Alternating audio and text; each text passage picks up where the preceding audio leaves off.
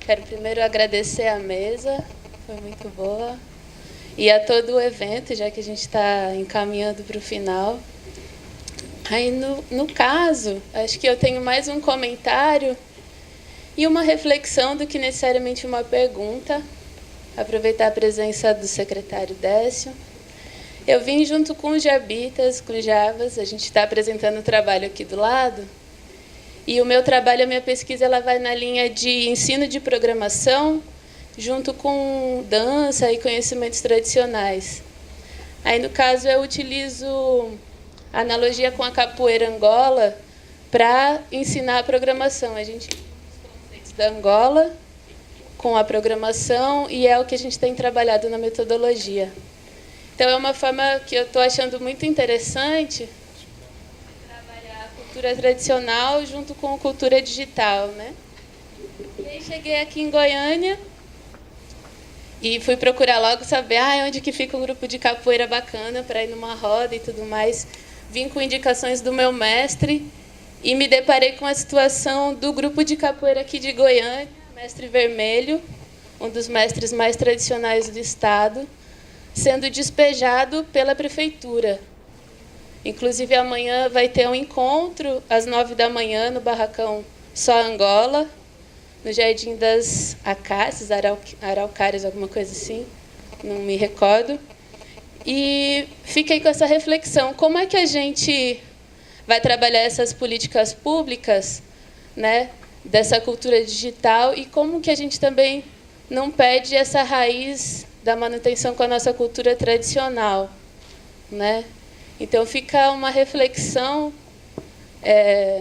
para o secretário e tudo mais, para o pessoal aqui de Goiânia também, como uma alerta do incentivo de vir para cá, de participar de um seminário maravilhoso como esse, discutindo cultura digital, mas não poder discutir a cultura tradicional e participar de atividades por estar acontecendo uma coisa como essa na cidade. Assim.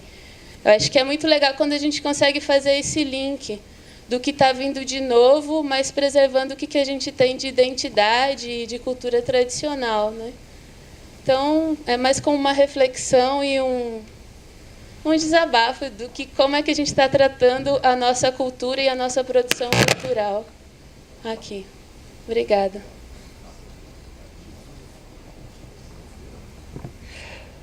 Tá, deixa eu fazer só um comentário antes de passar para Décio, só reiterando uma posição do Media Lab e de algumas perspectivas que nós temos no Plano Nacional de Cultura, que diz respeito do mapeamento de todas as manifestações culturais, incluindo aí as tradicionais. Uma dessas ações nós encampamos com o projeto Universidade das Quebradas em Rede, que eu já havia dito reúne 5 universidades das 5 macro-regiões brasileiras. A Secretaria de Estado da Cultura está nesse projeto com a gente. Então, há, desde o princípio, uma preocupação também com o tradicional, inclusive no mapeamento e no cumprimento das 43, esqueci quantas são as metas do Plano Nacional, 53 metas do Plano Nacional de Cultura. Inclusive, já fiz até um CDzinho lá em Salvador, um multimídia sobre capoeira. Seria tão bom se a gente pudesse fazer isso aqui também. Eu não peguei o seu nome, não sei se você falou. Flávia. Flávia, essa sua inquietação é nossa também, né? A gente percebe que, principalmente as culturas populares, ditas também tradicionais, né? E aí a gente traz todo um universo de festas tradicionais, de festas populares, festas religiosas. Elas geralmente são as menos assistidas e são culturas de resistência. São culturas que a gente tem hoje quilombos urbanos aqui em Goiânia. Nós temos, pouca gente sabe disso, mas nós temos 5 congadas aqui entre Goiânia e Aparecida. São pessoas que vieram, né, de Minas, do interior de Goiás e fazem até hoje a prática. Tem folia urbana. E eu acho que a questão do diálogo do tradicional e do digital só há ganho nessa conversa, né? Não tem como você não ver ganho nisso. Agora, isso tem que ser feito de forma responsável e sensível, E aí existe um risco vamos dizer, do novo matar o velho, né? Do inovador, do contemporâneo acabar sobrepondo e eliminando a essência que é a tradição. Quando a gente fala muito em questão de cultura e mercado, vem muito forte esse diálogo. A gente tem um trabalho muito interessante com o mestre Chuluca, que faz capoeira Angola lá na cidade de Goiás, né? E a gente está trabalhando junto com a Vila Esperança lá, que é um trabalho fantástico de pensar, né, como você pode trabalhar conceitos como terreiros digitais, né, como quilombos digitais e outras que já existem iniciativas no Brasil e no mundo de apropriação, de revalorização e de reabilitação dessas manifestações, né? Agora, isso é muito difícil ser feito porque faltam mediadores sensíveis para isso. Existe um risco muito grande quando você vai fazer esse diálogo, né? É muito fácil chegar o de fora, o estrangeiro, e dizer, olha, preste atenção no que eu vou lhe dizer, que isso é bom para você, né?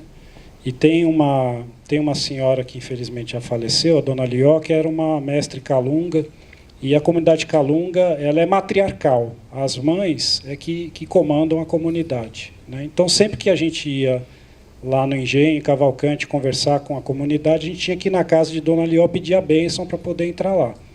E aí, conversando com dona Lió, e ela dizia, o que é que você quer fazer aqui? E a gente dizia, a gente quer fazer isso, isso, isso, o que a senhora acha? Ela dizia, não, pode ir, meu filho.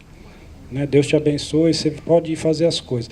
E às vezes chega, que nem eu observei, estava na casa dela conversando com ela, chegou um pesquisador do INPE, Instituto Nacional de Pesquisas Espaciais, querendo instalar uma antena, um satélite, uma luneta, um telescópio, não sei o quê, porque ali, né, naquela região de Cavalcante, existia um espaço apropriado para observação e não sei o quê. E ele chegou lá e eu disse, olha, o senhor tem que ir na casa de dona Lió pedir a bênção, pedir autorização. Não pode chegar entrando assim num lugar que não é seu, que não te pertence, né? E ele disse, você me leva lá? Eu falei, levo, mas eu só te levo, você que tem que ter a conversa com ela. Aí apresentei os dois e ela disse, o que é que você quer, meu filho? E ele disse, não, a gente quer a senhora vê as estrelas, né? E ele tentando traduzir, né? E ela disse, sim, então o que você quer? Não, a gente vai pôr uma lente bem grande, que a senhora vai ver a estrela bem perto, e não sei. E ele tentando falar para ela o que é que ele queria fazer lá. E ela disse, olha, Deus disse que o dia que as estrelas do céu chegar perto da Terra, o mundo vai acabar, o senhor corre daqui. Né? E ela não autorizou a entrada dele, ele não entrou. Porque, na visão dela, aquilo não era bom para a comunidade. Né? Então, o que falta, às vezes, é essa pessoa que seja um intérprete e um mediador.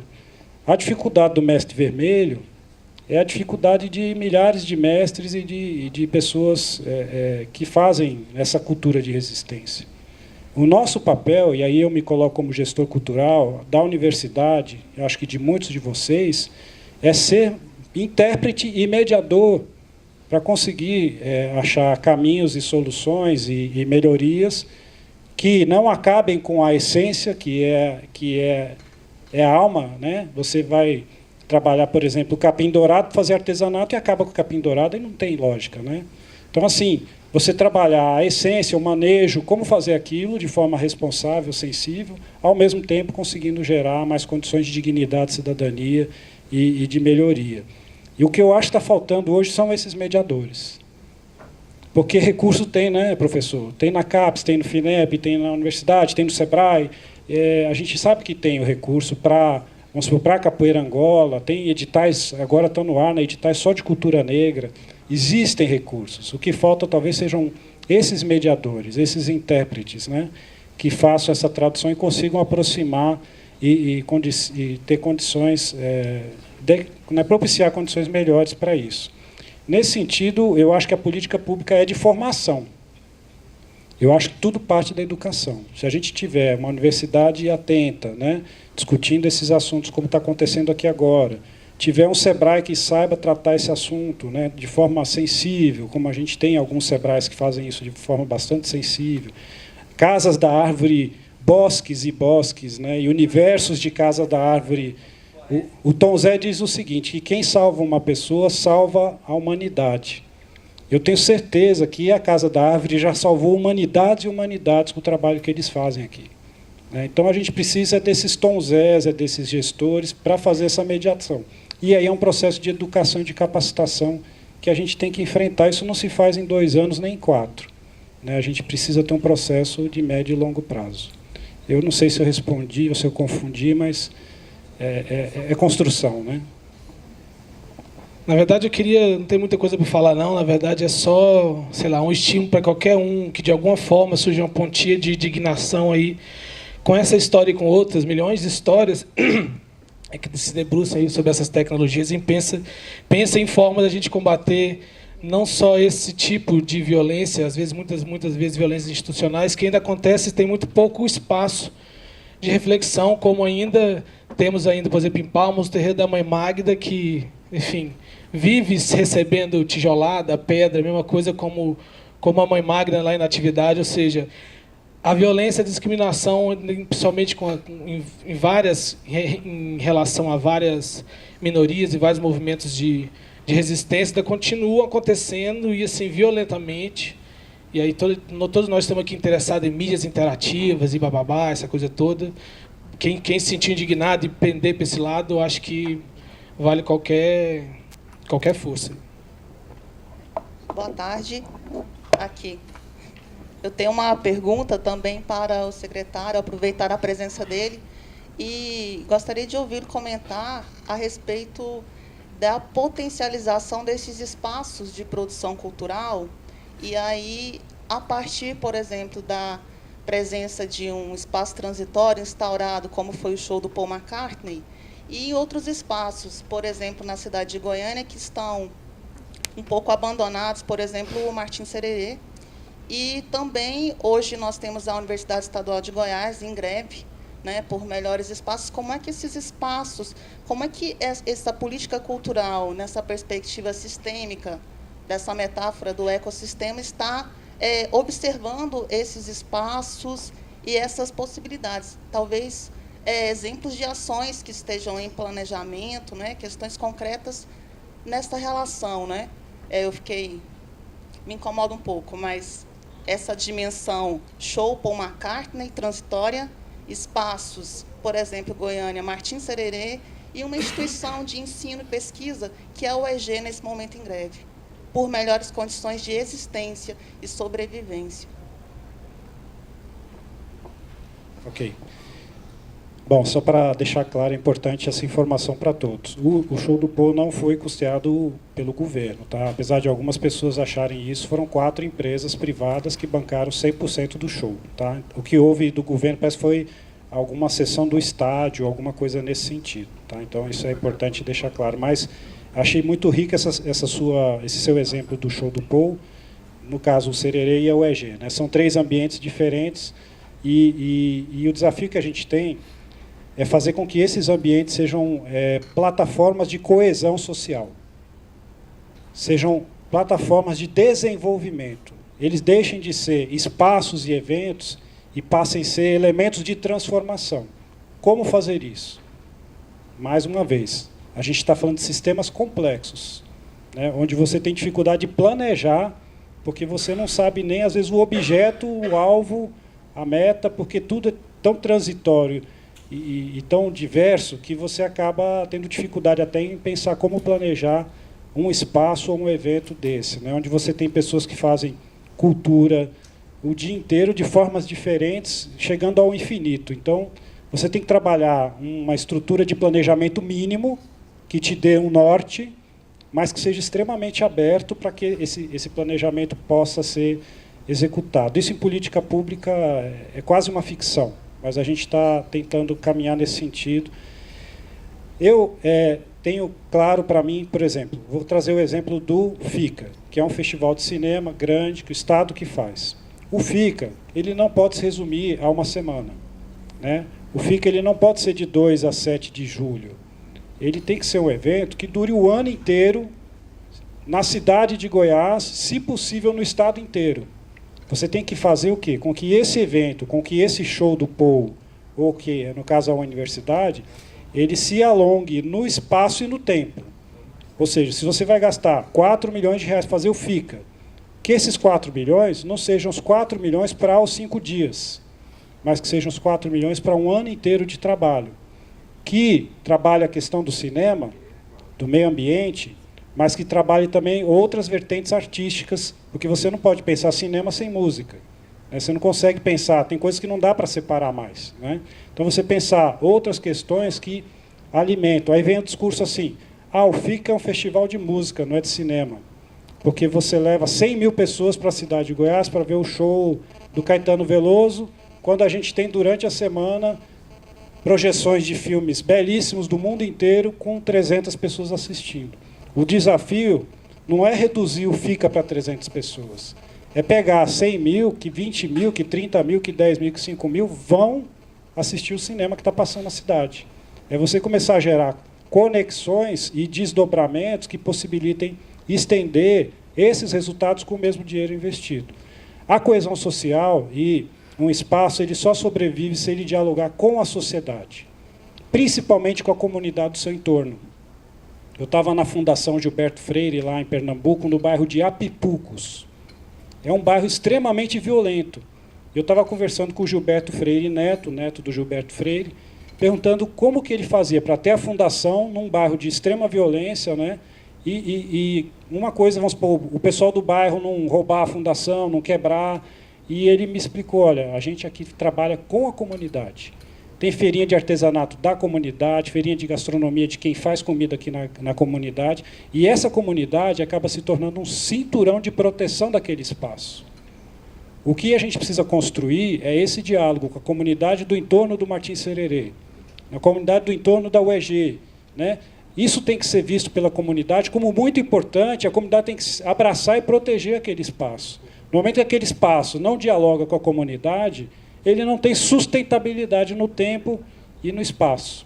O desafio é isso, é criar esse diálogo, é fazer com que a comunidade invada o Martins Sererê e que isso, ao ser aberto, isso possa acontecer e não acabe mais, porque na hora que alguém chegar e falar, vamos fechar, a comunidade abraça e não deixa fechar.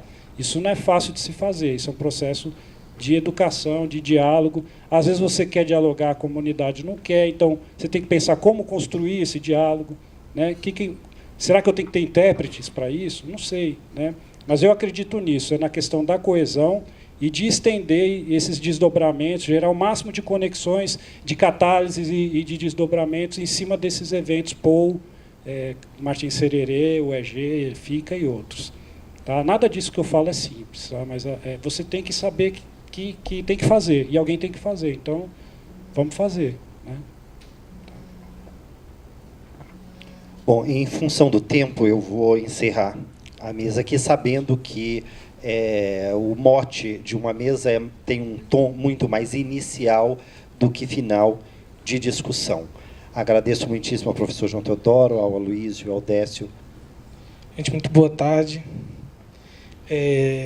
Agradecer muito o convite e a provocação feita pelo Cleomar, porque é muito interessante, porque justamente o tema dessa mesa nos soou como uma provocação, já que esse diálogo, essa reflexão sobre políticas públicas, na verdade, ela não esteve desde a origem da Casa da Árvore no foco das nossas ações, né? Discutir mecanismos legais, discutir forma de construir uma proposta de atuação conjunta com os aparelhos públicos, com os outros aparelhos sociais. Isso não veio desde o início, isso não foi um dos motivadores para que a Casa da Árvore surgisse, né? E sim reflexões que foram nos vindo à tona por meio justamente do reflexo que esses processos sociais, esses projetos de educação, de estímulo à produção de conteúdo, estímulo à autoria entre jovens principalmente. Então foi como quando esses resultados foram ficando mais claros para a gente, é que a importância de se discutir mais a fundo, de atuar de uma maneira mais estratégica com as políticas públicas, começou a fazer parte do dia a dia da Casa da Árvore, e talvez seja, com essa intencionalidade, um dos mais recentes olhares que a Casa da Árvore lança sobre esse contexto da cultura digital entre os nossos olhares, assim, né? Então, na verdade, o que eu vim compartilhar com vocês é um pouco dessa reflexão que foi feita a partir da mesa, né? E eu tentei reunir essas ideias em alguns tópicos para tornar essa nossa conversa um pouco mais ágil. Mas mesmo sem... a Casa da Árvore existe desde 2007.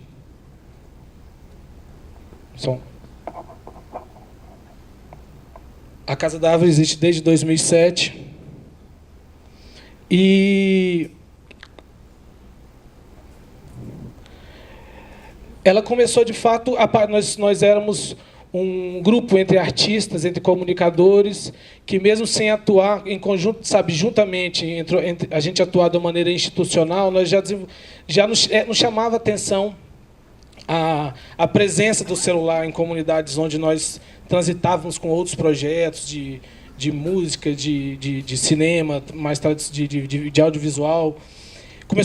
Isso nos chamou a atenção ao ponto de nos levar a esse exercício de pensar numa atuação junto a uma comunidade que nós estávamos mais próximo, para tentar aproveitar a presença dessas tecnologias de mobilidade nesse contexto e fazer disso um vetor para estimular a expressão, para estimular esse olhar mais crítico que normalmente, quando você vivencia situações de produção artística, de autoria, de reflexão, isso vem à tona. Só que, logo de cara, nós não estávamos organizados enquanto instituição. E aproximamos de uma outra instituição que, basicamente, atuava na execução de políticas públicas. Então, a instituição polivalente... desculpa, estou confundindo com outra instituição aqui em Goiânia. Ela já desenvolvia, por exemplo, ela tinha turmas do programa de erradicação do trabalho infantil, ela era uma escola, ela estava em processo para se transformar ela era uma escola pública, estava em processo para ser integralizada, tinha um programa de execução de erradicação do trabalho infantil, e nós estávamos ali, naquele momento, com um grupo pequeno de 12 jovens que aproximaram, justamente jovens já mobilizados por esses outros programas, que se aproximaram com o interesse em aprender, interessados em produzir vídeo, em conhecer um pouco mais o celular e tudo mais. E aí, logo de cara, por exemplo, todos os alunos dessa primeira turma, que foi o primeiro núcleo do Brasil, assim, um núcleo popular dedicado a experimentar processos essencialmente processos de produção, de incentivo à produção e de formação dedicado às dimensões da linguagem audiovisual, que são aí no contexto da cultura da mobilidade. Então, logo de início, esses jovens já estavam integrados a outras políticas públicas. E qual que foi um fator assim que foi o primeiro fator decisivo nessa primeira chegada nesse tema de discussão, que é o nosso diálogo com a política pública? Foi o fato de os alunos estarem nesses programas, quase todos os programas que envolviam transferência de renda. Então, nesse sentido, mesmo que eles estivessem doidos para participar desse laboratório de produção de vídeo, havia não só o compromisso financeiro dele com o núcleo familiar dele, como também as pressões da própria família. Então, nosso primeiro exercício de diálogo com as políticas públicas se deu nesse sentido, de fazer com que, de caracterizar, de encontrar as afinidades entre a proposta pedagógica que nós lançávamos ali e as propostas pedagógicas desses programas no qual esses jovens racionavam em comum. E aí, nesse sentido, a primeira onda foi que alguns programas, como o próprio PET, como algumas escolas de tempo integral e outros programas, como o Pioneiros Mirins, que é um programa de âmbito estadual de proteção social no Tocantins, então eles passaram a ter o direito de continuar de participar desse programa, e parte dessa carga horária que era dedicada a atividades pedagógicas, eles poderiam cumpri-la dentro do projeto Telinha de Cinema. Então, foi o nosso primeiro contato, mas, mesmo assim, esse contato teve limitado a essa condição de garantir o acesso dos meninos a essa iniciativa sem, de nenhuma forma, trocarmos experiências sobre esses projetos pedagógicos do Pioneiros Mirins, que tinham a carga horária didática. Então, nesse primeiro momento, não houve nenhuma proximidade, nem nosso, assim, parte da Casa da Árvore, em tentar estimular essa discussão, entendeu? Por que eles preferiam, de fato, experimentar, dedicar essa carga horária a esse tipo de atividade com tecnologia que favorecia a autoria, a criatividade, do que as atividades que estavam sendo propostas naquele momento para aquele público. Então, isso não aconteceu, né? Bom, e aí, com a Casa da Árvore já constituída institucionalmente, nós percebemos que o que acontecia, a atuação do projeto Telinha de Cinema naquele contexto social, ela reverberava na escola de uma maneira muito rápida por meio dos próprios jovens, né? Então, nesse sentido, a gente passou, mais uma vez, passamos um passo à frente nessa aproximação de trabalhar mais estrategicamente a relação com as políticas públicas. Então, nós entendemos que esses jovens poderiam ser agentes transformadores dentro desse contexto que a gente se propunha a atuar, que era de aproximar, de trabalhar com uma cultura digital, né? Então, essas demandas, essa necessidade a percepção dessa necessidade que a gente tinha que casar o nosso cronograma com o cronograma da escola, que a gente poderia alinhar algumas atividades que faziam parte da oficina de vídeo de bolso, do curso de Circuit Band, que a gente podia aliar esse calendário com o calendário das escolas, com o calendário, né, com outros, a gente começar a integrar essas ações. E veio também, isso veio muito da própria demanda vinda dos jovens, que chegavam e falavam, olha, a professora pediu para fazer um trabalho sobre revolução industrial e a gente pensou num videoclipe, que vocês têm como ajudar a gente. Então, começaram a vir essas demandas. E aí, isso foi mais um estímulo para nós nos sentarmos, buscarmos outros colaboradores e pensarmos, bom, de que forma a gente pode, então, chegar da maneira mais estratégica e mais objetiva junto às redes públicas de educação e se dedicar a isso, se dedicar a encontrar, a mapear e a gerar demandas e pensar em soluções para atendê-las. Então, em 2009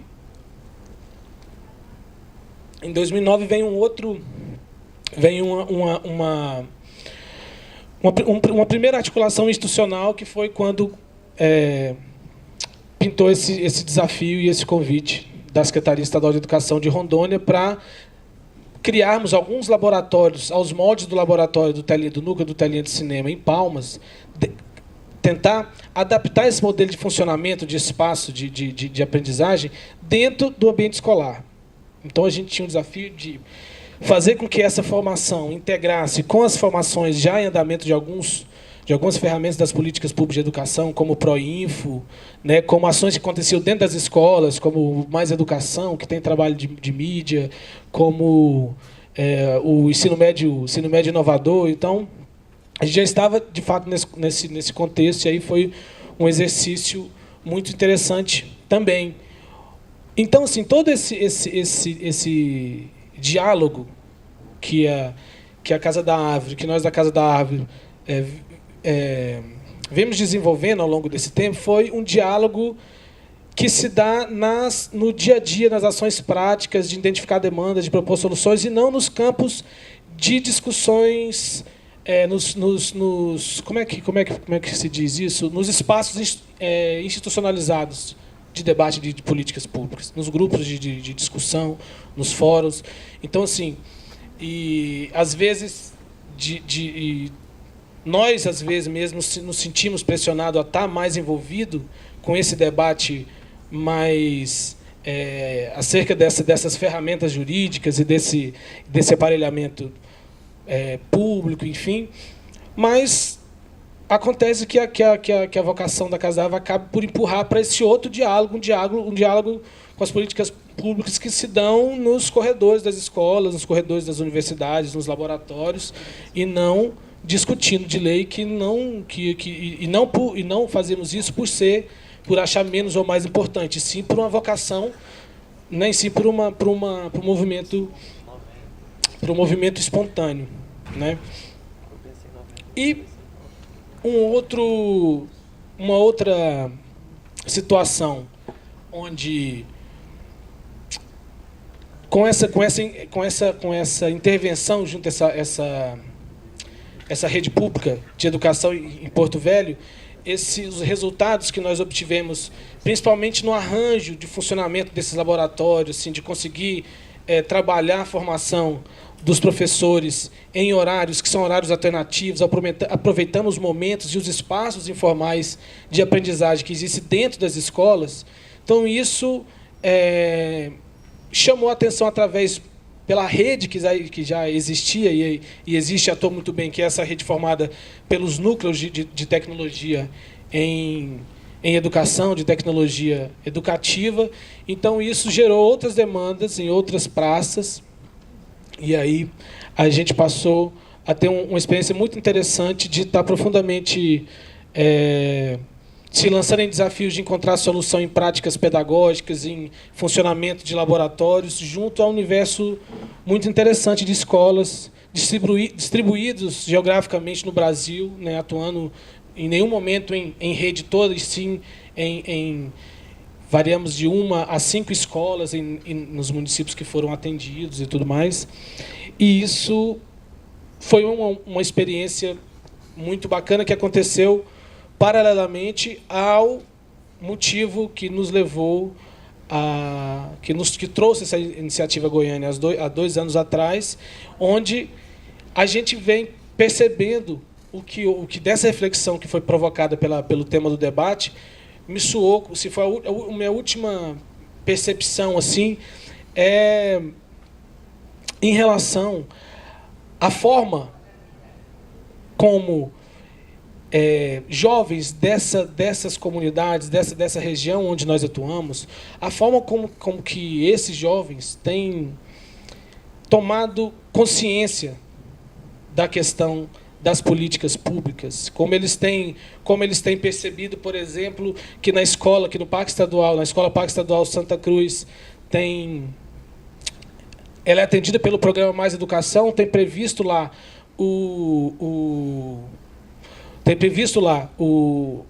a oficina de vídeo, isso há 3 anos, e a escola não tem porque não encontrou ninguém capacitado, e tem um recurso lá, a bolsa, para tantas horas e tudo mais.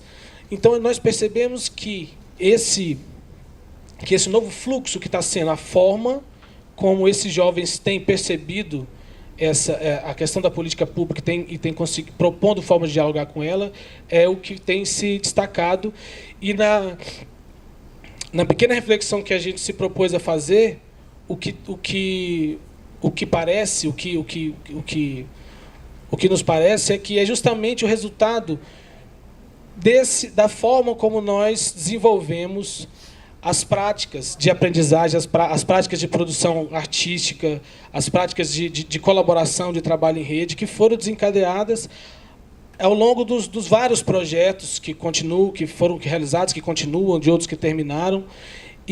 Ou seja, a forma como nós nos propomos, a forma como nós encontramos de lidar com a política pública ao longo desses 7 anos da Casa da Árvore, ela está basicamente ligada à educação, ou seja, em fazer com que a participação social se dê de uma maneira espontânea, consciente, promovida pelo um empoderamento, como eu estava ouvindo a entrevista do Jarbas, que ele gravou durante a oficina de introdução à programação aqui pelo Diálogos Arte e Ciência, ele falando a relação de saber programar, de dominar a linguagem e relação de poder.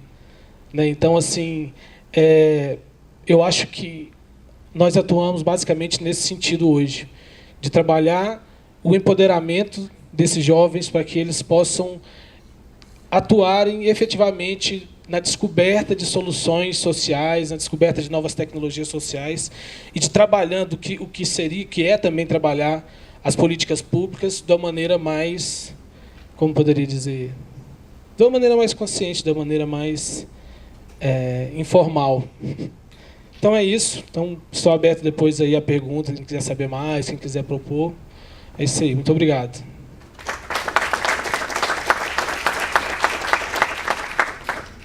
Eu não sou muito bom de mídias, né?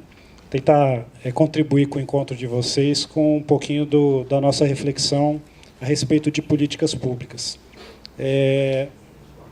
Primeiro, assim, agradecer, né, o convite. O professor Cleomar é um gigante aqui no estado de Goiás, reconhecido no mundo inteiro, e às vezes o próprio estado não valoriza, né, uma pessoa, um talento tão nobre, uma pessoa tão revolucionária, às vezes não está no seu tempo, né, as pessoas não conseguem compreender. Agradecer muito a oportunidade, porque a gente tem pouca oportunidade de falar para um público que não é tradicionalmente de cultura, né? Geralmente, todas as nossas participações são o pessoal do teatro, do cinema, da música, né? E aqui é um público que dialoga de forma muito intensa com a cultura. A gente sabe que tem muitos artistas aqui na sala, mas não é um evento especificamente de artes, né? Então, é uma oportunidade muito rica para a gente poder falar um pouquinho para um público que não é tão tradicional na área da cultura. Eu venho do SEBRAE, eu sou funcionário do SEBRAE, estou à disposição, no momento, no Estado, trabalhando na Secretaria de Estado da Cultura. E dentro da Secretaria, eu estou lá há 1 ano e meio, 2 anos, e a gente, quando sai do SEBRAE e entra no Estado, a gente percebe como é diferente, né? Como são universos tão distantes, como existem centenas e milhares de universos. E é interessante porque a gente chega com uma energia, com uma vontade muito grande de fazer muita coisa acontecer, e aí você percebe que nem tudo funciona como funcionava no ambiente anterior que você estava, né? Dizem que se todo mundo concordar com sua ideia, você tem 50% de chance de dar certo, né? Se 1 ou 2 discordarem, você pode repensar a sua ideia, porque vai ser difícil avançar. Fora isso, tem as questões legais, né, e que cerceiam muito a atividade de um gestor cultural, principalmente quando quer trabalhar numa velocidade chinesa dentro de um ambiente que não permite esse tipo de vestimento e de roupa. E aí nós encontramos uma situação de uma política pública bastante frágil, né? Bastante fragmentada, carente, precariedade completa, né? Dentro de um sistema tão complexo como é trabalhar com a cultura.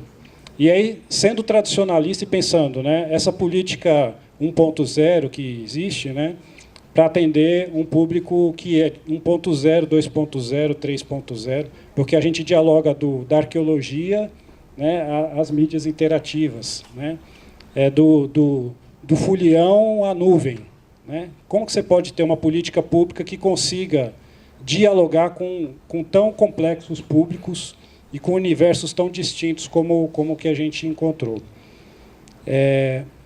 Cultura, pela sua complexidade, se você quiser complicar um antropólogo, é perguntar para ele o que é cultura, né? É um complexo completamente indefinido. Eu não sei se isso é bom ou se isso é ruim, mas existem várias amplitudes dessa definição de cultura, e muito pouco a gente vê o pessoal da cultura falando em cultura digital.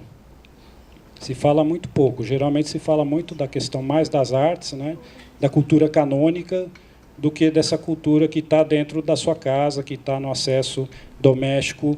E aí você vê as pesquisas na área de cultura, né? Quantas pessoas foram no cinema esse ano? 75% dos brasileiros não vão no cinema, 90% não vão ao teatro. Mas quantos estão assistindo filmes baixados na sua casa, né? Quantas pessoas estão tendo outro tipo de ambiente de acesso que não é o tradicional cinema, o tradicional museu, mas está num museu interativo, ou está, né, tendo acesso a ambientes e espaços culturais não tradicionais? Então, as próprias pesquisas que a gente encontra, que a gente visualiza, não traduzem e não conseguem nos fazer perceber como trabalhar uma política pública. Então, começa da base, da informação do conceito, da construção de como buscar esse caminho da política pública. E aí a gente vê 4 tipos de políticas públicas reinando no país.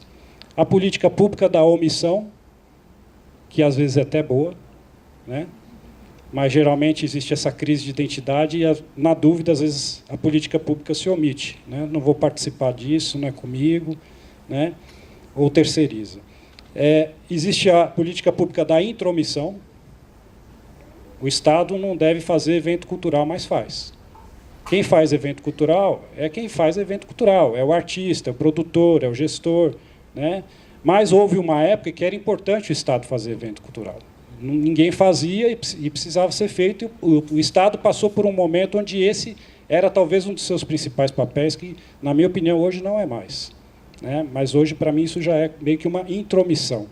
Junto com a intromissão existe a carona. Alguém está fazendo e o Estado sai lá junto na foto, né? Nós vamos, né, vamos aproveitar que o pessoal do Fora do Eixo está bombando, vamos aproveitar que o pessoal né, de outras cenas e de outros circuitos estão fazendo coisas muito importantes, e eu vou dizer que estou apoiando e vou sair na foto pegando carona, que é mais ou menos um meio entre a omissão e a intromissão. A gente tem um outro papel da cultura, que talvez seja um pouco mais avançado, que é o da organização, né, que é de facilitar para que as coisas aconteçam. Criar mecanismos, marcos legais, né, instrumentos que ajudem, né, vamos dizer, a organização da dita, né, cultura que é tão não sabido o que se é.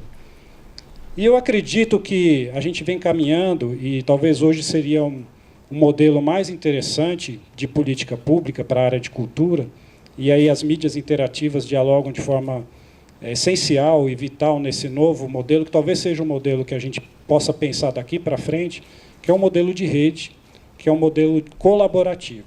Seria uma política pública cultural mashup, remix, que considere o tradicional, mas que tenha, né, ferramentas e formas de encontrar, de dialogar, de vivenciar, de experienciar, né, a cultura também não tão tradicional e saber fazer esse diálogo aí.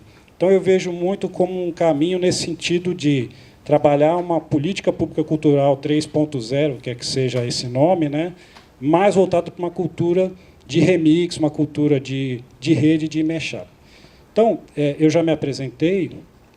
Eu não sou o Paul, né, mas também não sou a Esperança, que está aí no ombro do Paul. Não sei se vocês assistiram o show. Quem aqui viu o show? Só? Cara, nossa, pouca gente, né? Vocês estavam, mas o show foi segunda à noite, né? O show do Paul foi demais, gente. E aconteceu uma coisa muito, muito interessante. Houve uma invasão de... Ainda estão discutindo se é gafanhoto, grilo, louva-a-Deus ou esperança, né? O Facebook, se você entrar nessa foto, você vai ver uma discussão ampla. Não é grilo, porque grilo tem antena. Gafanhoto tem não sei o que lá, isso é esperança. E aí tem alguns cientistas lá com depoimentos maravilhosos.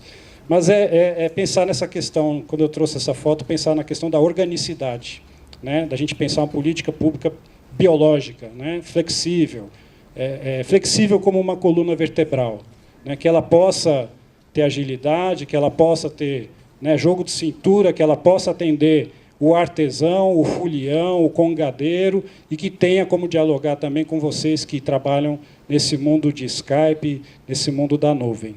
Que ela possa ter seu eixo central, né, a coluna vertebral, mas que ela possa conseguir avançar. O que a gente vê muito quando sai para campo para pensar em política pública é uma tremenda falta de integração. A gente tem muitas pessoas que entendem a dimensão simbólica da cultura e não entendem a questão produtiva, econômica. Existe até hoje ainda alguns segmentos, alguns grupos que acham, sim, de forma bastante enfática que cultura e economia não devem dialogar. Eu respeito isso, eu acho que isso não é, vamos dizer, não está errada essa posição, mas eu acho que tem que se respeitar também a outra posição, onde você pode pensar a cultura também como elemento de desenvolvimento, um elemento de se avançar num território, né, pensando a sua dimensão econômica e produtiva. Então, aí existe uma falta de integração e, mais do que isso, um conflito muito grande. A gente encontra também, quando pensa território e setor, né, a professora falou da questão dos territórios, né, e a gente hoje está cada vez mais aterritorializado, o nomadismo cultural e uma série de outros elementos. Essa redefinição do território e essa redefinição do setor né, que existe muito na cultura. Eu sou da música, eu sou do cinema, eu sou do teatro. Isso não tem mais como existir, né? É difícil você ficar dentro de uma caixinha. Hoje você faz teatro e dialoga com o pessoal, transmite isso ao vivo e faz uma decisão via mobile, né, de qual vai ser o fim da peça do teatro. Então, é uma coisa que dialoga muito imagem, som, e não tem mais como trabalhar esse setor de forma individualizada, nem pensando, fazendo uma reflexão dessa questão territorial. Nós geralmente temos políticas muito fortes para o território, ou muito fortes para o setor, mas que não compreendem essa relação, nem os parceiros que atuam nesse possível território. Na cultura também a gente encontra um ativismo muito forte. Pessoas que... o produto cultural, o bem cultural, é importante a gente levantar esse debate, ele é visto pelo artista que produz aquilo como um filho.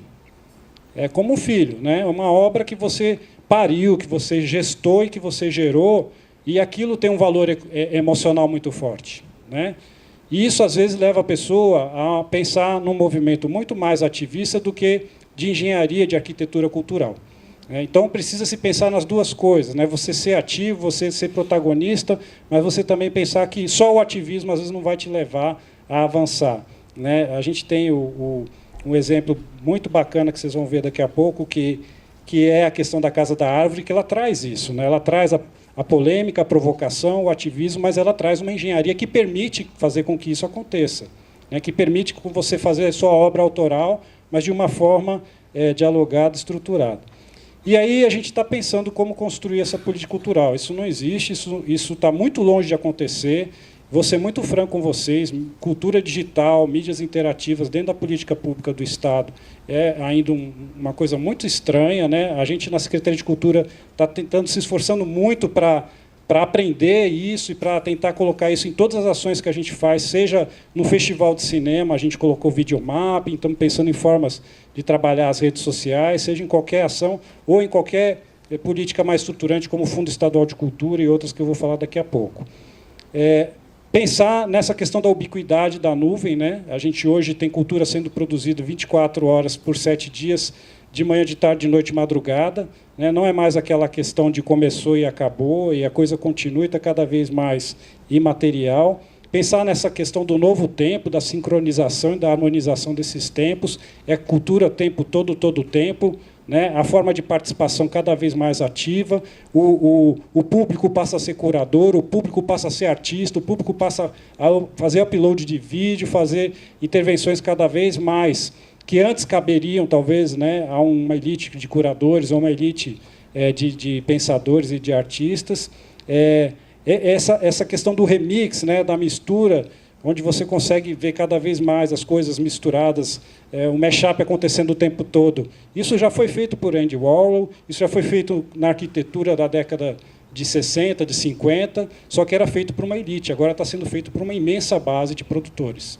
Então, não é um conceito tão novo, mas é um conceito que está cada vez mais ampliado, e não só ampliado na sua base, mas ampliado também nas suas ferramentas. Ampliado como ferramentas, né, que foi mostrado aqui pela professora, de realidade aumentada. A gente consegue utilizar essas ferramentas para mostrar o que está invisível. O cotidiano anestesia, né, professora? E nós fizemos um estudo iconográfico da cidade de Goiás. E tinha um ícone de uma casa, um símbolo muito simples, que era uma bola, como se fosse duas flechas, assim, de um lado e do outro, na parede de uma casa na Praça do Coreto, na cidade de Goiás, conhecido como Goiás Velho.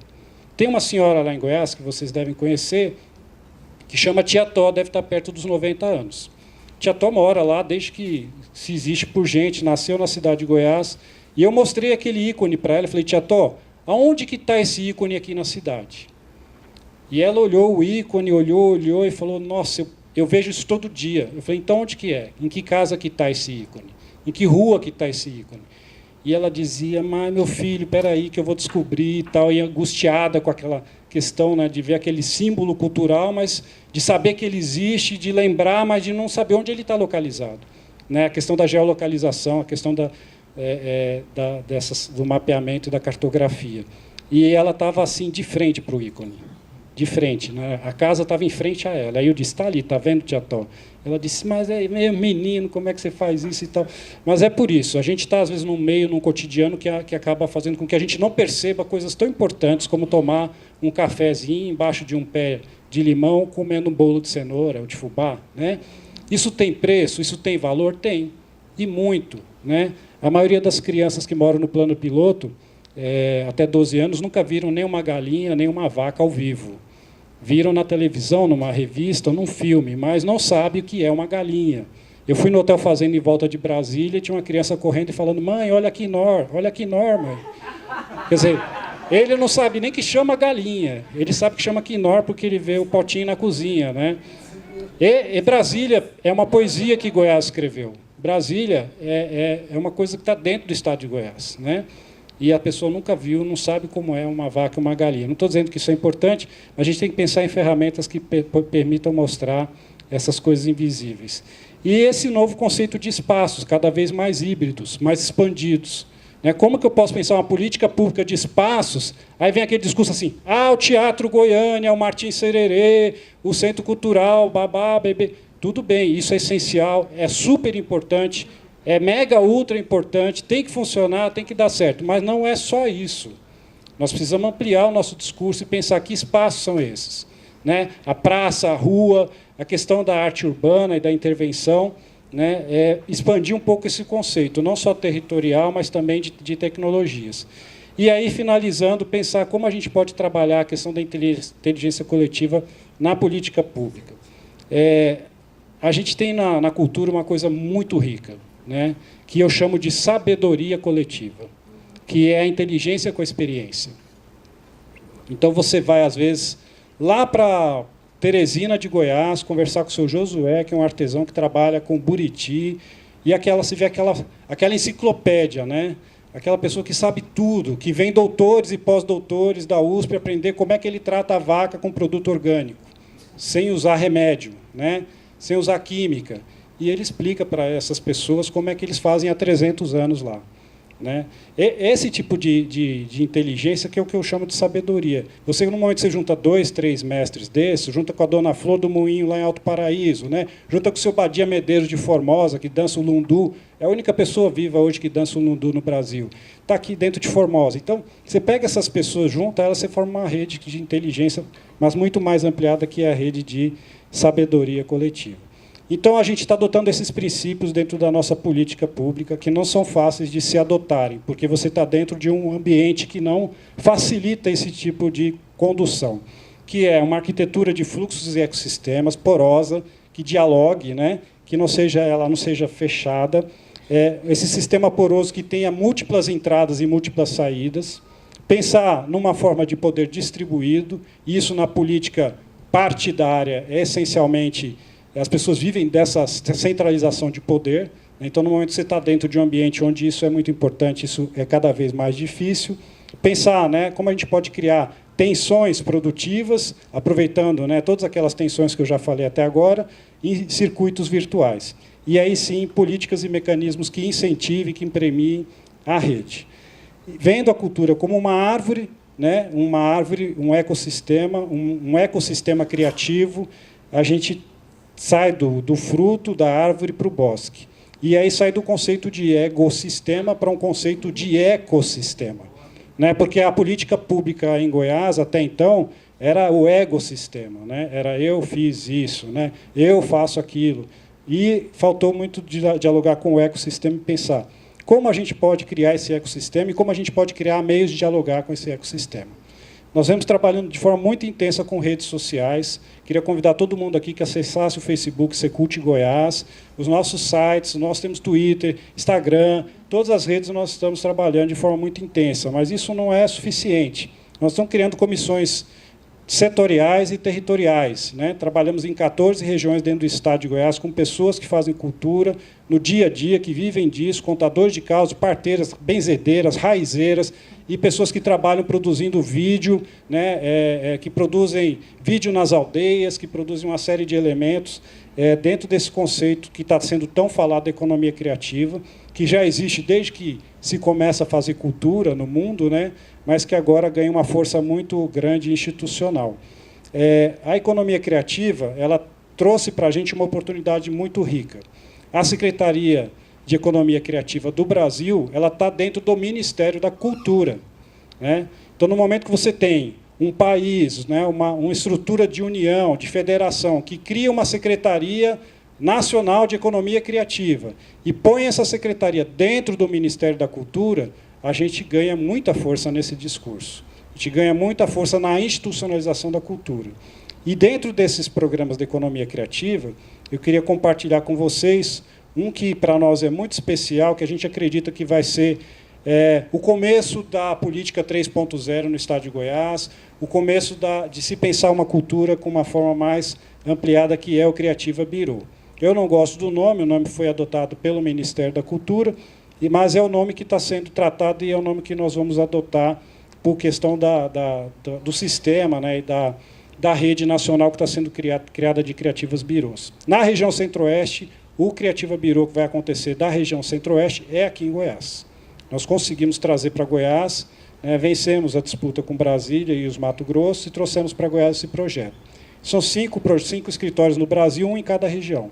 E aqui vai ser o nosso. É um convênio com o Ministério da Cultura, é um escritório de atendimento, né, atendimento às pessoas que fazem arte, às pessoas que trabalham com criatividade. Ele vai ser no Paternon Center. Terça-feira agora começa a reforma do Paternon para a gente inaugurar esse escritório ainda esse ano. E vai ter mais 5 unidades no interior do estado, formando essa rede estadual dos Criativas Birôs. Para quem que é o Criativa Birô? Ele é para pessoas que querem trabalhar a questão da cultura e da criatividade no viés do empreendedorismo, né? E aí a gente teve a primeira mesa no dia 7, né, professor, que tratou esse tema de inovação, empreendedorismo, e o Sebrae é um grande parceiro desse projeto. Às vezes as pessoas perguntam, mas que de acho que é esse Criativa Birô? Simplificando, é como se fosse um Sebrae que atende só o pessoal da cultura. Você vai no Sebrae, tem padaria, oficina, açougue, confecção, né, cultura, turismo, artesanato. Nós vamos ter uma estrutura e uma infraestrutura dentro do estado, com um escritório em Goiânia, mais 5 no interior, fazendo fomento e apoiando as ações na área da cultura e da economia criativa. Voltado para produtores, artistas, gestores, técnicos, profissionais, que é o chamado microempreendedor individual, né? Mais informações no Sebrae. Grupos informais, ou seja, você não precisa ter CNPJ, não precisa ser formalizado. O coletivo Centopeia, se não tiver CNPJ, vai ser atendido, né? A fábrica de cultura, que agora se fragmentou em várias fábricas, né? E ontem, inclusive, teve a abertura do Casulo, é um grupo que era informal e que, né, pode ser atendido também. Então, não tem problema nenhum de você ser, pelo contrário. Micro e pequenas empresas, cooperativas e empresas que podem ser aliados no processo na cadeia criativa da cultura. E associações. As linhas de atuação, estão um pouco pequeno aí, mas é geração de informação e difusão de informação, o fomento aos empreendimentos criativos, a formação para os profissionais, é uma área muito carente no Estado, essa área de capacitação e de formação, e a promoção de negócios criativos para esses artistas e essas pessoas. Aí tem a rede de parceiros, o Sistema S, todos os governos estaduais, municipais, todas as instituições de ensino, o FG, o EG, IFG e todas as outras, organizações e redes e coletivos da sociedade civil e também a parte do fomento, das agências, dos institutos de fomento. Meu tempo já está acabando, eu vou encerrar minha fala com um vídeo de 3 minutos, vamos ver se eu consigo colocar aqui. O certo era eu ter colocado o vídeo dentro do slide, mas como eu não sei fazer ainda isso direito, eu fiz, mas não deu certo, vamos passar o vídeo separado aqui. Esse vídeo ele traduz um pouco de tudo que eu falei para vocês, da formulação que a gente está fazendo no Estado. A realidade nossa hoje é sair dessa gestão até o fim do ano que vem, deixando marcos legais consolidados para que isso possa avançar. Porque o discurso é muito bonito, mas em 6 meses, se entrar uma nova gestão, limpa tudo isso e começa tudo do zero. Para que isso não aconteça, quer dizer, a gente não pode assegurar que não vai acontecer, porque mesmo com leis, com normas, com regulamentos, as pessoas também fazem essa limpeza, mas é mais difícil e dá mais trabalho. Então, nós estamos trabalhando para deixar esses marcos legais todos aprovados na Assembleia, que isso possa ficar num formato de lei. Tá? Qual é o principal marco legal que a gente tem hoje no Estado? A criação da Secretaria Estadual de Cultura, que nós não tínhamos no início da gestão. Era uma agência de cultura, e nós conseguimos colocar ela como secretaria. Segundo marco legal muito importante que a gente conseguiu colocar, que é a regulamentação e o efetivo funcionamento do Fundo Estadual de Cultura, em lei, né? Nós temos hoje, depois de 20, 30 décadas de luta da sociedade, né, nós temos hoje um Fundo Estadual de Cultura, que esse ano começa com 15 milhões de reais, no ano que vem 34 milhões de reais, e no terceiro ano, logo após 2015, 57 milhões de reais. E aí fica nesses 57, dependendo da receita do Estado, 0,5% da receita do Estado. Esse fundo ele é estruturado, ele está em formato de lei, regulamentado, e começa a funcionar agora. Dentro do fundo, nós vamos lançar um edital específico para cultura digital. Está sendo escrito esse edital, né? A gente já está trabalhando de forma muito intensa com o Conselho Estadual, e que esse edital, sendo publicado, e fez a primeira rodada esse ano, a segunda no ano que vem, na hora que a gente sair da gestão, a próxima gestão, para derrubar esse edital de cultura digital, vai ter que ter muita coragem, vai ter que ter muito argumento, né? Então, a gente quer fazer isso, deixar as coisas começadas, funcionando, estruturadas em lei, para que isso possa, né, tentar minimamente assegurar essa continuidade aí. E, nesse momento específico, convido a todos, nós estamos escrevendo de forma colaborativa o Plano Estadual de Cultura. Se você entrar no site Secult, da Secult Goiás, secult.gov.br, está lá assim, Plano Estadual de Cultura, né? Clique aqui e dê sua contribuição. Então, existe uma estrutura de um plano estadual de cultura onde fala sobre cultura digital, mídias interativas, quantos pontos de cultura o Estado vai ter daqui a X anos, quantas ações nós vamos ter para isso, para aquilo, formação, recurso. Então, é a hora que vocês têm de entrar no site lá e deixar sua contribuição. Olha, eu acho que para a área de mídias interativas tinha que ter mais coisa do que está aqui, ou para a cultura digital. É a hora de contribuir. Esse plano está aberto por 40 dias, já passou uns 10, então deve ter uns 30 ainda, para que todo mundo possa entrar lá e deixar sua contribuição. Ao final desses 40 dias, nós vamos redigir esse documento e mandar a minuta de lei para aprovação da Assembleia. Um plano com horizonte de 20 anos. Tá? Então, para os próximos 20 anos, a gente quer deixar também essa lei aprovada. E essa ideia que a gente trabalha dentro da Secretaria, que a gente está chamando aqui de Goiás Pulsante.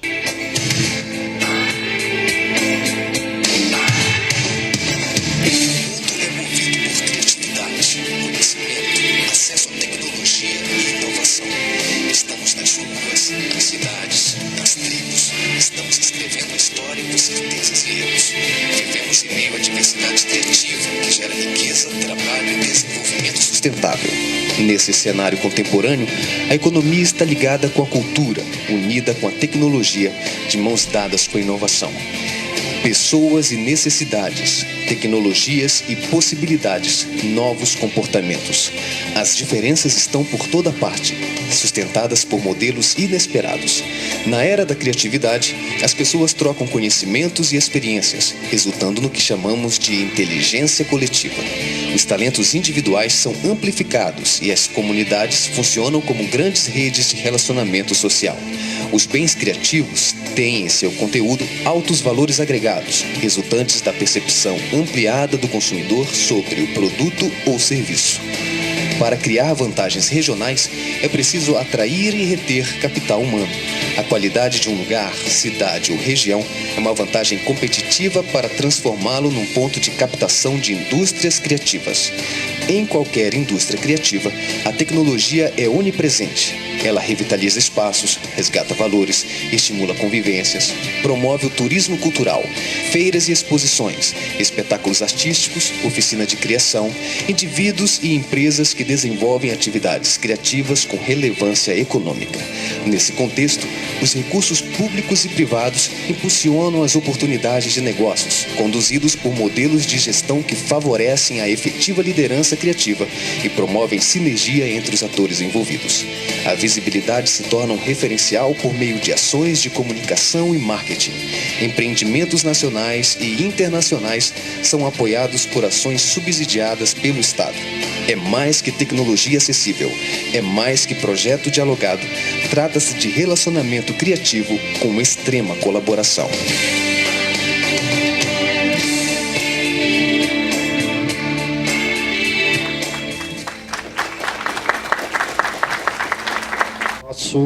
Nosso muito obrigado ao Décio e à Secretaria de Estado da Cultura de Goiás.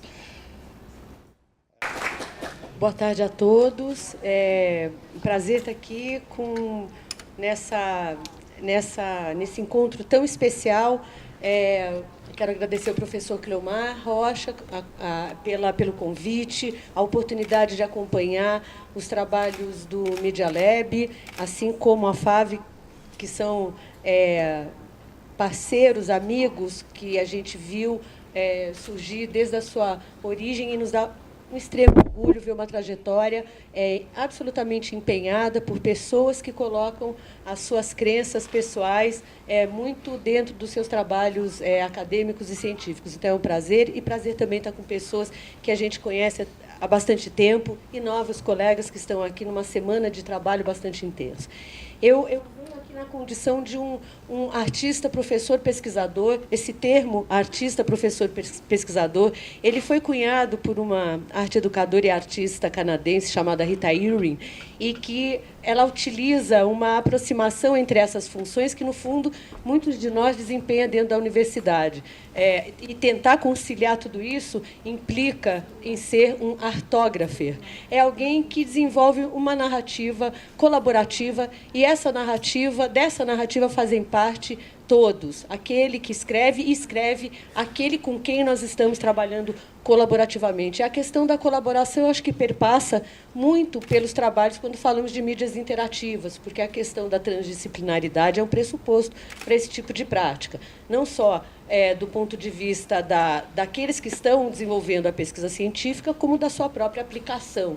E talvez isso seja um pouco, em função do próprio até perfil extensionista que eu tenho, um trabalho que vem ancorado numa ideia de arte pública, e arte pública expandida, e arte hibridizada, mas que tem no tecido social e no território o campo de prática para essa pesquisa, ação, para essa pesquisa investigativa, processual e colaborativa. E eu vou trazer um trabalho que ele é resultado de um pós-doutorado que está sendo realizado na Unesp, onde eu atuo junto ao GIP, que é um grupo internacional, interinstitucional de pesquisa em convergência entre arte, ciência e tecnologia, cuja liderança é de Rosângela Leotti, e nesse grupo de pesquisa, eu coordeno uma linha chamada Arte e Media City, ou seja, a partir das questões ligadas ao território, esse território entendido como um território cultural, a ideia do território baseada na geografia, ela vem se transformando.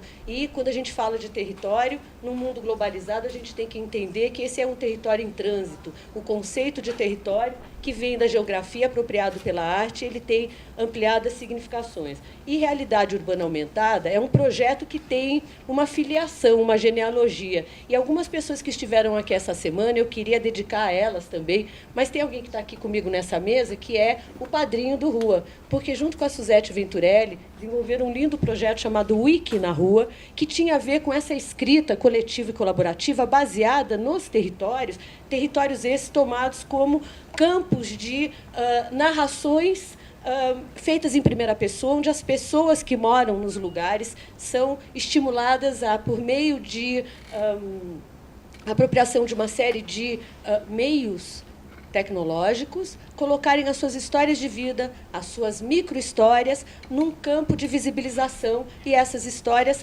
passam a ser tão importantes quanto as histórias oficiais. É um pouco nesse sentido de uma resistência cultural que a ideia da realidade urbana aumentada, que não trabalha só com a questão da tecnologia, da mídia locativa, que possibilita você trazer diferentes imagens, tanto daquilo que eu vejo no âmbito real, como imagens que eu posso trazer e compartilhar nesse mesmo espaço, mas a ideia de uma amplificação daquilo que está no real e não é visível. Então, a ideia da realidade aumentada, ao mesmo tempo, Rua, que para nós é muito feliz essa sigla, Realidade Urbana Aumentada, também se converte numa residência universitária artística. Então, de característica nômade, Rua já nasce olhando para uma série de outros territórios e vem de uma contingência do Instituto de Artes da Unesp, ter se deslocado de um bairro muito tradicional de São Paulo, Ipiranga, para a Barra Funda. O Instituto de Artes, ano que vem, vai fazer 65 anos, a origem é na área de música, e ele, há 4 anos atrás, se deslocou, foi construído o campus do Instituto de Artes e da Física Teórica. O resto das áreas de conhecimento da Unesp estão distribuídas no estado de São Paulo.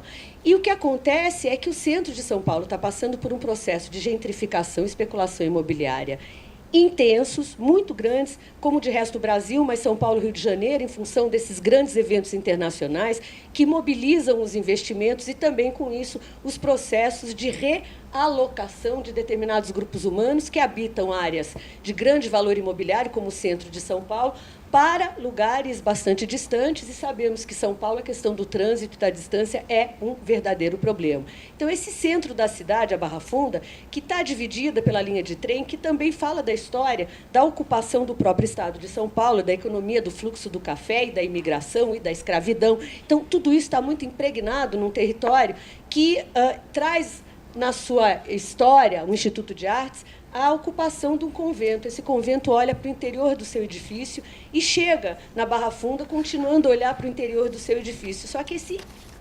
entorno está gritando e se modificando muito, porque a característica é de um bairro ferroviário. Esse bairro ferroviário que basicamente é um bairro horizontal e que nos últimos 3 anos vem se verticalizando de tal maneira pelos empreendimentos imobiliários que tem tentado anular a origem operária da Barra Funda, tentando vendê-la como vem para a Barra, como se fosse a Barra da Tijuca, mudando o nome para Vila Perdizes, Vila Sumaré, ou que seja, anulando essa origem de um bairro que, inclusive, chama-se Barra Funda, porque ele inunda na época de cheias, está ao lado do rio Tietê. Então, tem uma série de questões que a cidade teria que se repensar sua própria memória e sua história, e o Realidade Urbana Aumentada visa olhar de diferentes pontos de vista. Cria uma câmera observatório que olha as aceleradas mudanças do seu entorno, da sua paisagem arquitetônica, como também opera no âmbito do passante, do habitante, do visitante,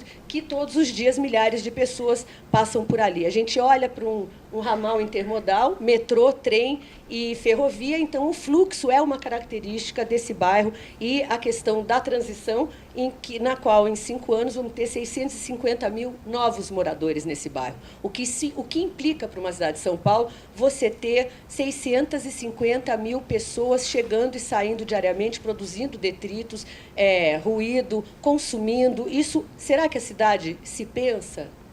Então, é provocar uma reflexão sobre a cidade que temos e a cidade que queremos ter.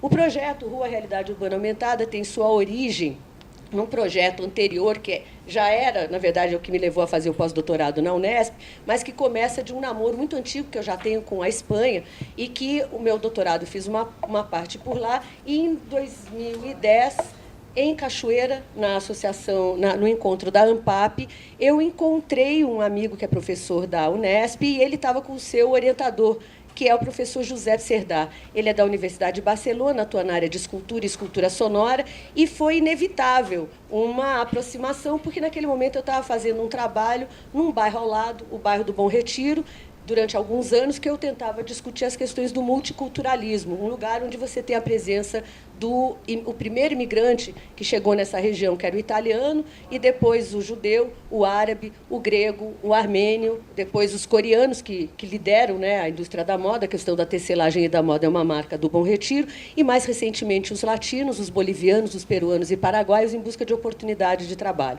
Então, a questão do nomadismo, que é uma condição humana contemporânea, assim como a interterritorialidade, coloca, na verdade, uma questão que está ligada ao trabalho. As pessoas se deslocam no mundo em função das oportunidades de trabalho. Possivelmente, num futuro muito próximo, nós teremos muitos filhos e netos cuja origem é latino-americana. Em São Paulo, isso é uma questão muito pouco discutida, mas a gente tem um fluxo migratório muito grande e muitos em situação ilegal, mas eles querem ser acolhidos e querem poder participar da história da cidade. Então, o bairro do Bom Retiro, que eu fiquei 2 anos trabalhando com um grupo grande, sempre discute a ideia do local e do visitante, então grupos e coletivos, e a própria comunidade local, que recebe grupos e coletivos de outros países, e a gente trabalha uma narrativa colaborativa. E esse é o mapa do Bom Retiro, e que foi, digamos, o final de 2 anos de trabalho, mais ou menos do tamanho dessa mesa. Foi feito um molde lá em Barcelona e viemos para São Paulo para executar na Unesp um molde de cimento que incorporava, através de dispositivos que a gente criou para celular Android, os diferentes sons desses grupos culturais que habitam a Barra Funda. Então, a partir da aproximação com o celular, você ouvia as crianças bolivianas, os cantos religiosos judaicos, a presença também dos nordestinos, que é um lugar que tem todas essas misturas, desde o século XIX até agora, os anos 90, é um lugar muito baseado a relação com o trabalho. Está do lado da estação de trem, da Luz, e ali é o primeiro lugar que os imigrantes acabam se baseando quando chegam em São Paulo. Bom, esse foi o projeto que gerou uma série de vídeos e exposições fotográficas e dispositivos que vão para a rua para devolver e ativar os espaços culturais dos bairros. A ideia de trabalhar com o bairro como o ultralocal, então não é a cidade genérica, mas é essa relação da identidade com os lugares e trabalhar numa escala possível, onde eu posso ter relações de troca, de intercâmbio. Então, eu venho de uma trajetória de quase 30 anos de trabalhos com a URB e, cada vez mais, eu venho entendendo, numa analogia entre cidade e museu, que a cidade seria o grande acervo e cada bairro corresponderia a uma coleção desse acervo. Então, para trabalhar como uma espécie de acupunturista urbana, que a gente possa ativar as energias da cidade, trabalhar nessa dimensão que eu posso desenvolver processos de longa duração. E é nessa perspectiva que a gente trabalha com a ideia de cartografia. A cartografia não entendida como representação, porque isso seria o papel do mapa,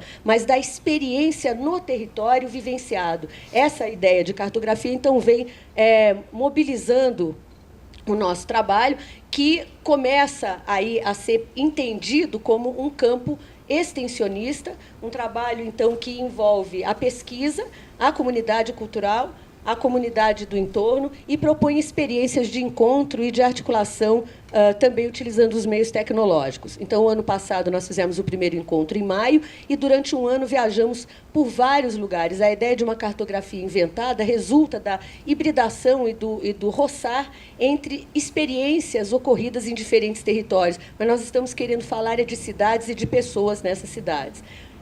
Agora, então, em abril... Fechar essa janela que o Book está me chamando aqui. Pronto. Ei!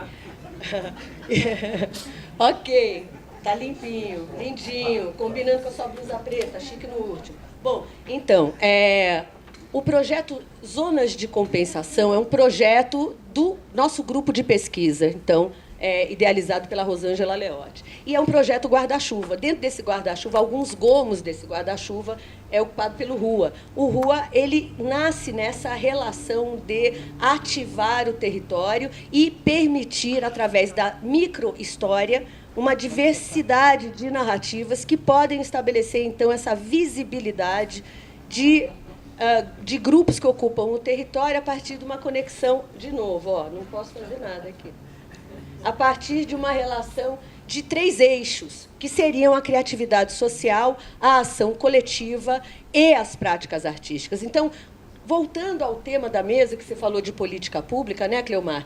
O que eu posso dizer é que o que nós fazemos é poética pública, porque nós atuamos como poetas urbanos, mas não um poeta desconectado e doidivanas, mas alguém que, através de uma ação poética, pode estimular, instigar processos de transformação, quer sejam no âmbito social ou no imaginário social, que eu acho que é onde a gente efetivamente tem atuado. Então, Rua Realidade Urbana Aumentada, como eu falei para vocês, se articula o grupo de pesquisa e cria selos para onde esteja atuando. Eu, no final, vou mostrar para vocês as itinerâncias do Rua e o que a gente está fazendo agora, e eu vou voltar de agora para novembro, outubro, para poder dizer como é que a gente construiu essa linha institucional, internacional, porque não é por nada de chique, não. É porque, cada vez mais, a gente tem que trabalhar em rede e aquilo que está acontecendo no lugar pode inspirar uma prática emancipatória nesse meu lugar e vice-versa. Então, quando a gente colocou no primeiro slide São Paulo, Barcelona, Montemoro Novo, Madrid, Girona, que são lugares que nos chamam para a gente desenvolver experiências. Então, a ideia de residência artística, de ficar um tempo e mergulhar no corpo daquele lugar, é fundamental para qualquer processo de entendimento das dinâmicas do lugar. Ninguém faz por osmose ou por um olhar de sobrevoo. Você precisa ter a experiência e sentir a atmosfera daquele lugar. Muito embora que o olhar do visitante, não o artista turista, paraquedista, mas o visitante pode, às vezes, vislumbrar espaços que aquele que está imerso naquele lugar deixa de ver pelo hábitos. Então, essa relação do artista do lugar e do artista de fora, da comunidade local, da comunidade de fora, dos teóricos de vários campos, da antropologia, urbanismo, biologia, etc., são fundamentais como base para esse trabalho. E, ao longo, então, do mês de abril, nós realizamos uma série de ações entre exposição de objetos, performances, porque a gente entende a cidade como campo de prática performativa, e daí vem se consolidando uma ideia de perfografia, ou seja, é a cartografia performada. E, com isso, a gente tem trabalhado, então, já falando do Wiki na Rua, com mais outros 2 colegas, que são a Malu, com o Acho, o Alice, como é que é? Antonieta chegou ontem com os trabalhos de ação poética no Rio de Janeiro, que inspiram a ideia de tática e de estratégia. Ouvi um props aqui, props.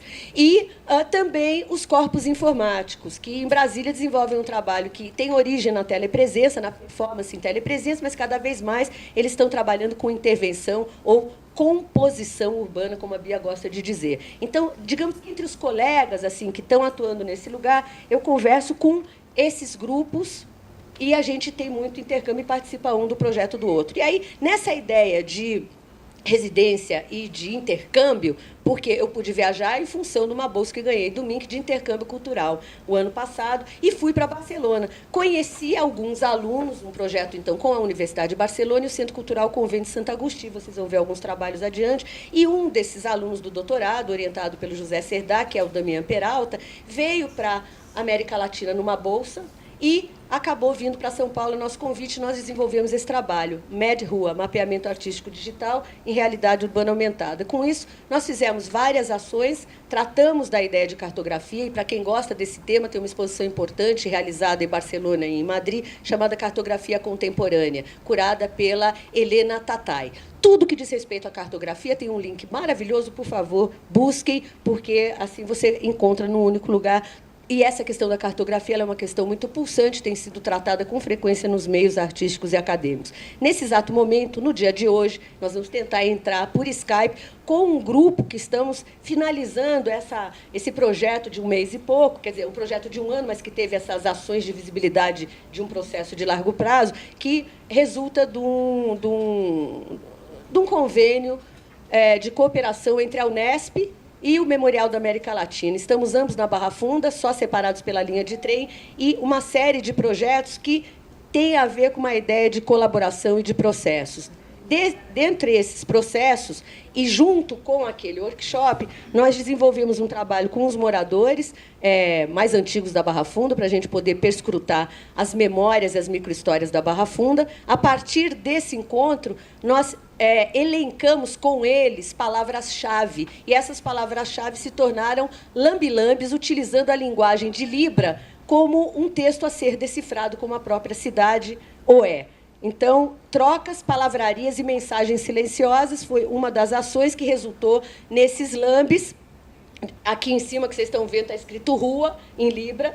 E o que emergiu da conversa com os moradores foram palavras como porteira, viaduto, Vila Pobre, que era a de madeira, Vila Rica, a de tijolo, do lado de lá e do lado de cá, porque a linha do trem realmente é um problema. E usando Libra, porque essa ação que nós estamos desenvolvendo agora como uma ação de celebração simbólica, é Marinho, professor da Unifesp, aí o Marinho nos informou, e assim eu hoje fiz uma entrevista séria, né? Qual é a nomenclatura que hoje se utiliza para ser claro nas intenções, quando a gente quer trabalhar com todos os grupos e desenvolver um trabalho unificado. Eu tive que escrever aqui porque fica vindo inclusivo, sabe? Foi bem engendrado na minha memória. Então, através de uma estratégia assistiva, da qual fazem parte, agora, lá no Memorial, um almoço Nós estamos fazendo um feijão tropeiro, porque os tropeiros passavam ali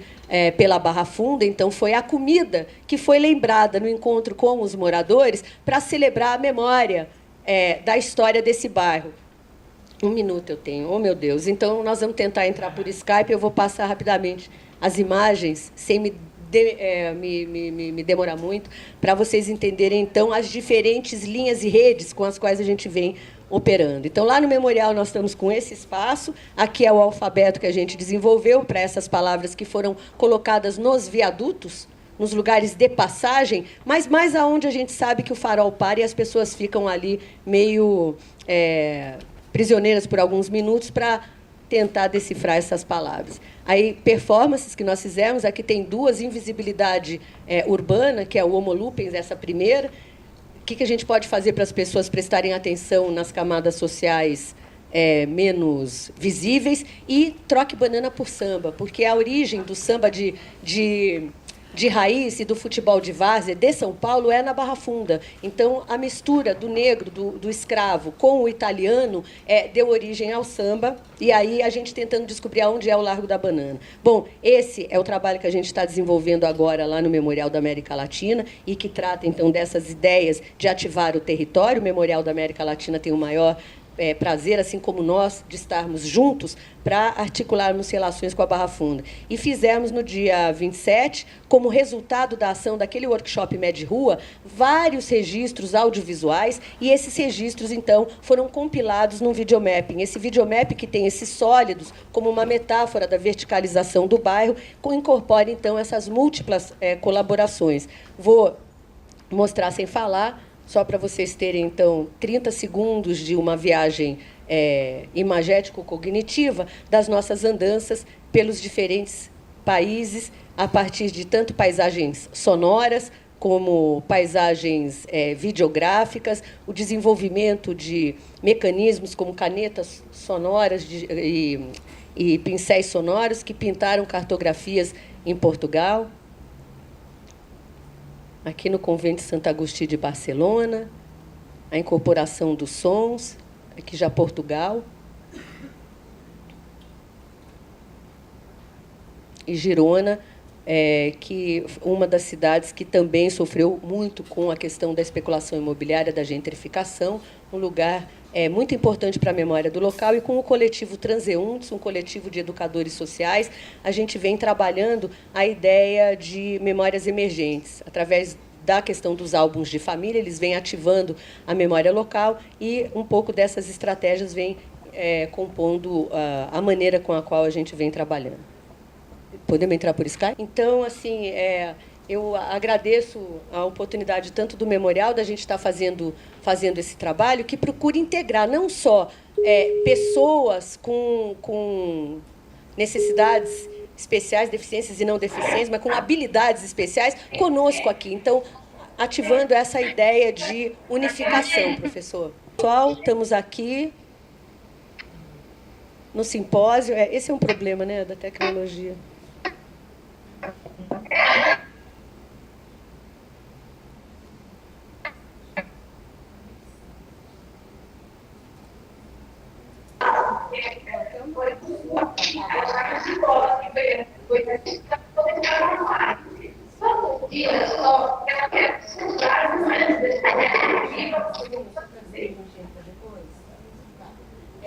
Pessoal, eu acho que em função sempre essa coisa de tecnologia, e só para dizer que, como resultado dessas andanças, a gente acabou nos aproximando muito dos trabalhos de extensão no âmbito da arte e da esfera social de outras universidades. Então, nós temos intenção de, agora, em setembro, organizar um encontro internacional online sobre poética urbana, artivismo e novos meios. Vários projetos que a gente ouviu hoje e com os quais a gente tem tido contato, eu gostaria de convidar, dizendo que o Media Lab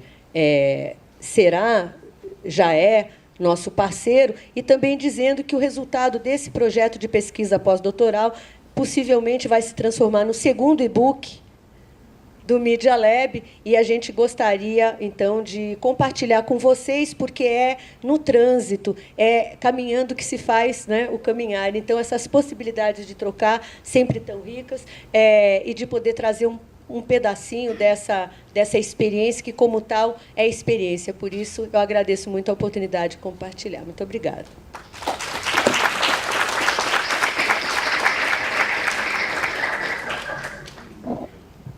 Obrigado, Lília. Eu me lembro... Ângela, deixa eu ver. Ângela, ao final, deixa eu falar aqui. Ângela, querida, ao final da mesa, gostaria de ver da possibilidade de vocês falarem em função da gente ter tentado, estava um pouquinho truncada a tecnologia, então, se vocês puderem acompanhar as conversas, a gente volta a chamar participando da discussão da mesa redonda. Pode ser? Liliane, você consegue me ouvir? Quem está falando? É muito baixo. Não tem como nós acompanharmos a mesa. Ah, então tá bom. Não tem como... Ah, eu acho que eles estão sem... Acompanhe pelo site, se vocês puderem.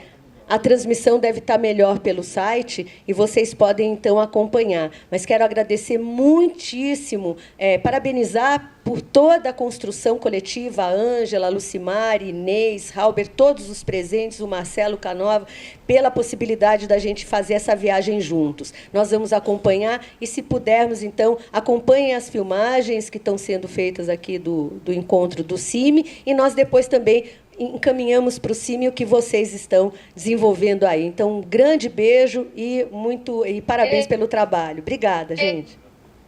Tchau. Bom, eles estão lá no Memorial da América Latina em São Paulo. E quando ele pediu, então, para a gente falar sobre políticas públicas voltadas para inovação, nesse caso aqui, para inovação em mídias interativas, a gente recorda que, no Brasil, é muito recente a questão da inovação, do estímulo à inovação, né?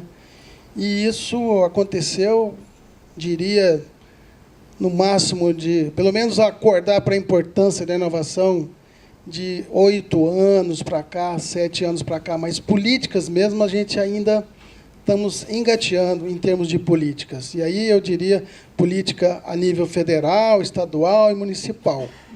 E isso, pelo governo, foi observado porque, inicialmente, o governo estimulou, por meio de projetos de pesquisa, a produção científica, o aumento da produção científica no país. E teve uma resposta muito boa. O Brasil, nos últimos 10 anos, apresentou um crescimento na produção científica que é medido pela publicação de artigos em periódicos internacionais, principalmente, né? Ele cresceu 3 vezes acima da média mundial, a produção científica do Brasil. Ele hoje ele é responsável por 2,1% da produção científica internacional. Só que, quando eles foram avaliar o que realmente estava sendo transformado para a sociedade, né, por meio de processos e produtos, isso não estava correspondendo. Então, e isso é medido pelo número de patentes. Então, em termos de número de patentes, o Brasil continua lá atrás na lista, né, de publicação de patentes no mundo. E aí acordou-se para a importância de investir, então, de estimular a inovação tecnológica, uma vez que nós já temos o conhecimento. Porque, para se fazer uma inovação, que, na verdade, uma inovação é ou você alterar um produto ou um processo que já faz parte do mercado, ou fazer uma inovação radical, que é um novo produto, um novo processo, e que o mercado aceite esse produto ou esse novo produto. Então, a inovação é medida por isso, né? E aí é muito complexo a gente estimular a inovação, porque a inovação envolve agentes diferentes, né? Ela envolve praticamente toda a sociedade, porque você tem que colocar esse novo processo ou esse novo produto no mercado. E quem tem que fazer isso não é a instituição, não é uma ICT, que é uma universidade ou um instituto, e sim as empresas que precisam de colocar esse produto no mercado. A universidade, os institutos de pesquisa, quem produz ciência, quem produz conhecimento, não tem, né, nem atribuição, nem interesse em trabalhar com o mercado. Nós estamos produzindo conhecimento. E a inovação ela é feita por uma transferência de tecnologia. Então, o que se verificou é que essa transferência de tecnologia ela é muito incipiente no Brasil, né? E se nós transportarmos isso para o estado de Goiás, tem uma publicação do IBGE que chama Pintec, né? Que é a publicação de inovação tecnológica, ela mostra que as empresas no estado de Goiás ainda são muito pouco inovativas, né? Ela acha mais fácil comprar os pacotes tecnológicos. Isso é mais interessante do ponto de vista econômico para a empresa do que ela investir em inovação, porque isso vai exigir, né, novas máquinas, novos equipamentos, vai exigir investimento em recursos humanos. E, nesse aspecto, o Brasil também é muito deficiente, porque, para se trabalhar com inovação, você tem que ter recursos humanos qualificados. E a qualificação da mão de obra no Brasil, eu digo da mão de obra como no geral, ainda é muito baixa, é muito pouco. Então, desde questões educacionais até questões técnicas, isso explica por que se inova muito pouco no Brasil, né? Bom, então, preocupado com essa situação, né, começaram a aparecer programas de incentivo à inovação tecnológica, né? E aí, a gente, quando começa a trabalhar com isso, você consegue visualizar as explicações por que se inova muito pouco, né? E não é fácil você despertar o interesse de uma empresa para ela produzir inovação tecnológica, porque o mundo está vivendo uma crise econômica há algum tempo atrás. As empresas, essa crise econômica repercute nas empresas. Então, qualquer coisa que você chega, que propõe para alterar um status quo que já existe, alterar uma situação que a empresa conseguiu dominar, modificar isso aí, a tendência dela realmente é rejeitar isso aí. Então, o governo viu que tem que oferecer alguma vantagem para essas empresas, para que elas possam investir na inovação e realmente colocar produtos novos no mercado, ou produtos que renovem e que atendam às necessidades da população, mas que, acima de tudo, tem que dar lucro para as empresas. Então, esses programas, a maioria deles, incentivam, por exemplo, uma empresa a contratar um pesquisador, um técnico que tenha um nível, no mínimo, de mestrado ou um doutorado. Então, existem alguns programas que estimulam a empresa. De que forma? Dando benefícios fiscais para essa empresa, né? E aí eu vou falar daqui um pouquinho de quais são esses programas, pelo menos os principais, e quais são as ações do governo que tentam modificar isso aí, né? Vocês sabem que a maioria dos professores, dos pesquisadores das universidades públicas, eles têm um regime de dedicação exclusiva, né? Então, antes de 2004, quando foi publicada a Lei de Inovação Tecnológica, foi criada, e, na verdade, ela foi regulamentada em 2005, né, tinha-se o entendimento de que o professor não poderia ter nenhum relacionamento fora da universidade, visando fazer exatamente uma coisa que a gente considera importante, que é a transferência da tecnologia. Então, todo esse conhecimento que era produzido, ele era, e ainda a maior parte continua sendo, publicado nesses artigos, e por isso que cresceu muito a produção científica no Brasil, porque se jogou programas de incentivo à pesquisa, a projetos de pesquisa, e não à inovação tecnológica. E esse conhecimento era todo produzido e guardado, praticamente, porque como é que a população vai ter acesso a um conhecimento que é publicado em periódico internacional? O mesmo no Brasil, essas revistas, elas estão em bibliotecas, elas estão numa forma digital, que a população, né, de uma forma geral, não tem acesso a isso aí. Então, nós precisamos de quebrar essa resistência que ainda existe dentro da própria universidade. Isso é natural, nós convivemos com isso aí. Temos uma linha de pensamento, né, na universidade que é contrária, que acha que a universidade está se promiscuindo, está se vendendo enquanto transfere esse conhecimento. Mas, na verdade, a gente não entende dessa forma. Como é que nós vamos receber esses recursos que vêm da sociedade e não vamos transferir isso para ela né, em forma de benefícios, né, de conhecimentos e de processos e produtos que possam beneficiar a própria sociedade. Então, e dentro da UFG, essa questão também ela era muito incipiente, né? Nós começamos a trabalhar na Pró-Reitoria de Pesquisa e Pós-Graduação em 2006, em janeiro de 2006, na administração que ficou por mais um mandato, está terminando esse ano, que é do professor Edivar. E, em 2007, nós criamos uma coordenação dentro da Pró-Reitoria de Pesquisa e Pós-Graduação, exatamente para tratar de transferência de tecnologia e de inovação tecnológica. E aí a gente começou a perceber que dentro da universidade existe uma demanda, né? Existem muitos pesquisadores que estão trabalhando com pesquisas, com projetos que têm resultados que podem ser transferidos, mas não tinha nenhum estímulo, às vezes faltava até um conhecimento de que aquilo ali poderia ser transformado em algum bem, um produto ou processo para fora da universidade. E ainda hoje nós temos isso. E quando nós entramos, a universidade já tinha um programa de incubação de empresas, que é o ProINE, que o professor Cleomar mencionou aqui.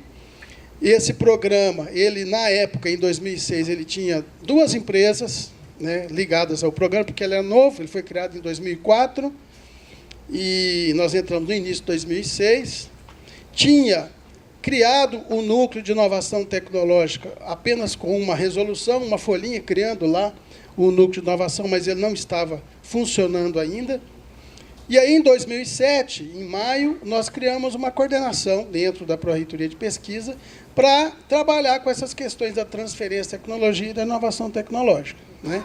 E, a partir disso, com o apoio da administração superior, que é a universidade, esse apoio é importantíssimo, a gente percebe isso quando saímos daqui e vamos discutir com outros colegas de outras universidades, de outros institutos de pesquisa, a questão da transferência e da inovação, a gente vê que os problemas são comuns, né? Que todas as universidades, que a maioria, né, das instituições que produzem esse conhecimento, problemas são os mesmos. Falta recursos humanos, né? Para vocês terem uma ideia, nessa coordenação hoje nós trabalhamos... Eu sou uma pessoa que sou volátil lá, porque mudou a administração, eu devo sair, né? É um cargo que é nomeado, só tem um técnico da universidade, que é um efetivo, que trabalha lá, e trabalhamos com bolsistas, né?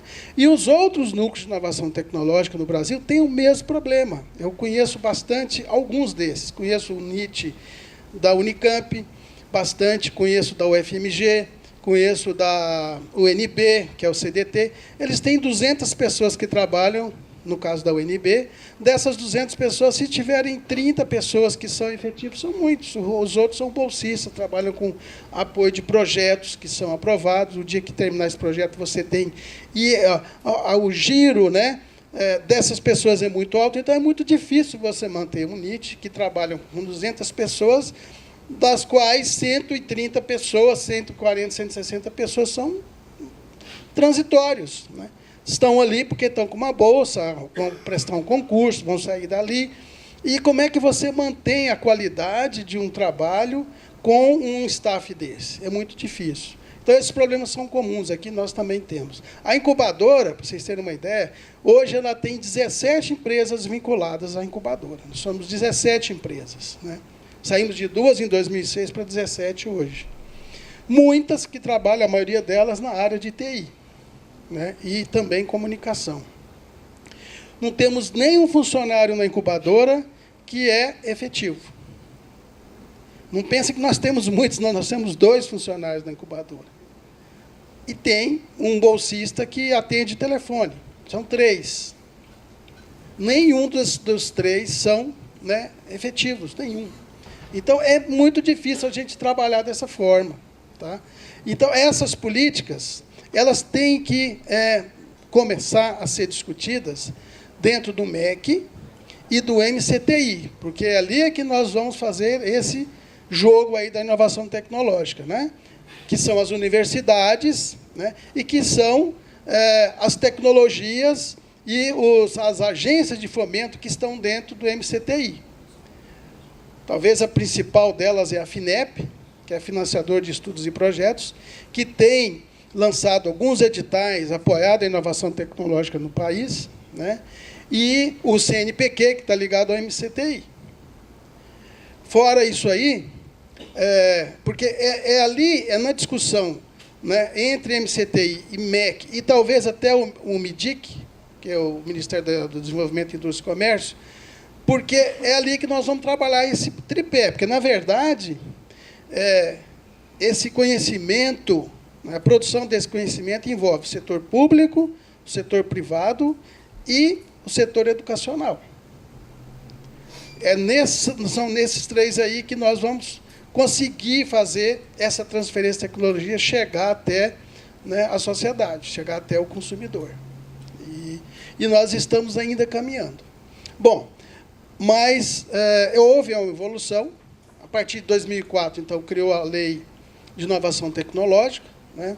Depois veio a Lei do Bem, que é uma lei também que estimula a inovação tecnológica, porque ela proporciona ganhos para empresas que queiram investir em inovação tecnológica, então ela oferece benefícios fiscais na forma de redução de imposto que essa empresa vai pagar se ela admitir, né, alguém que tenha mestrado, doutorado. Se ela aprovar, ela pode enviar um projeto para desenvolver uma inovação tecnológica dentro da empresa, e ela recebe benefícios com isso na forma de redução de imposto, né.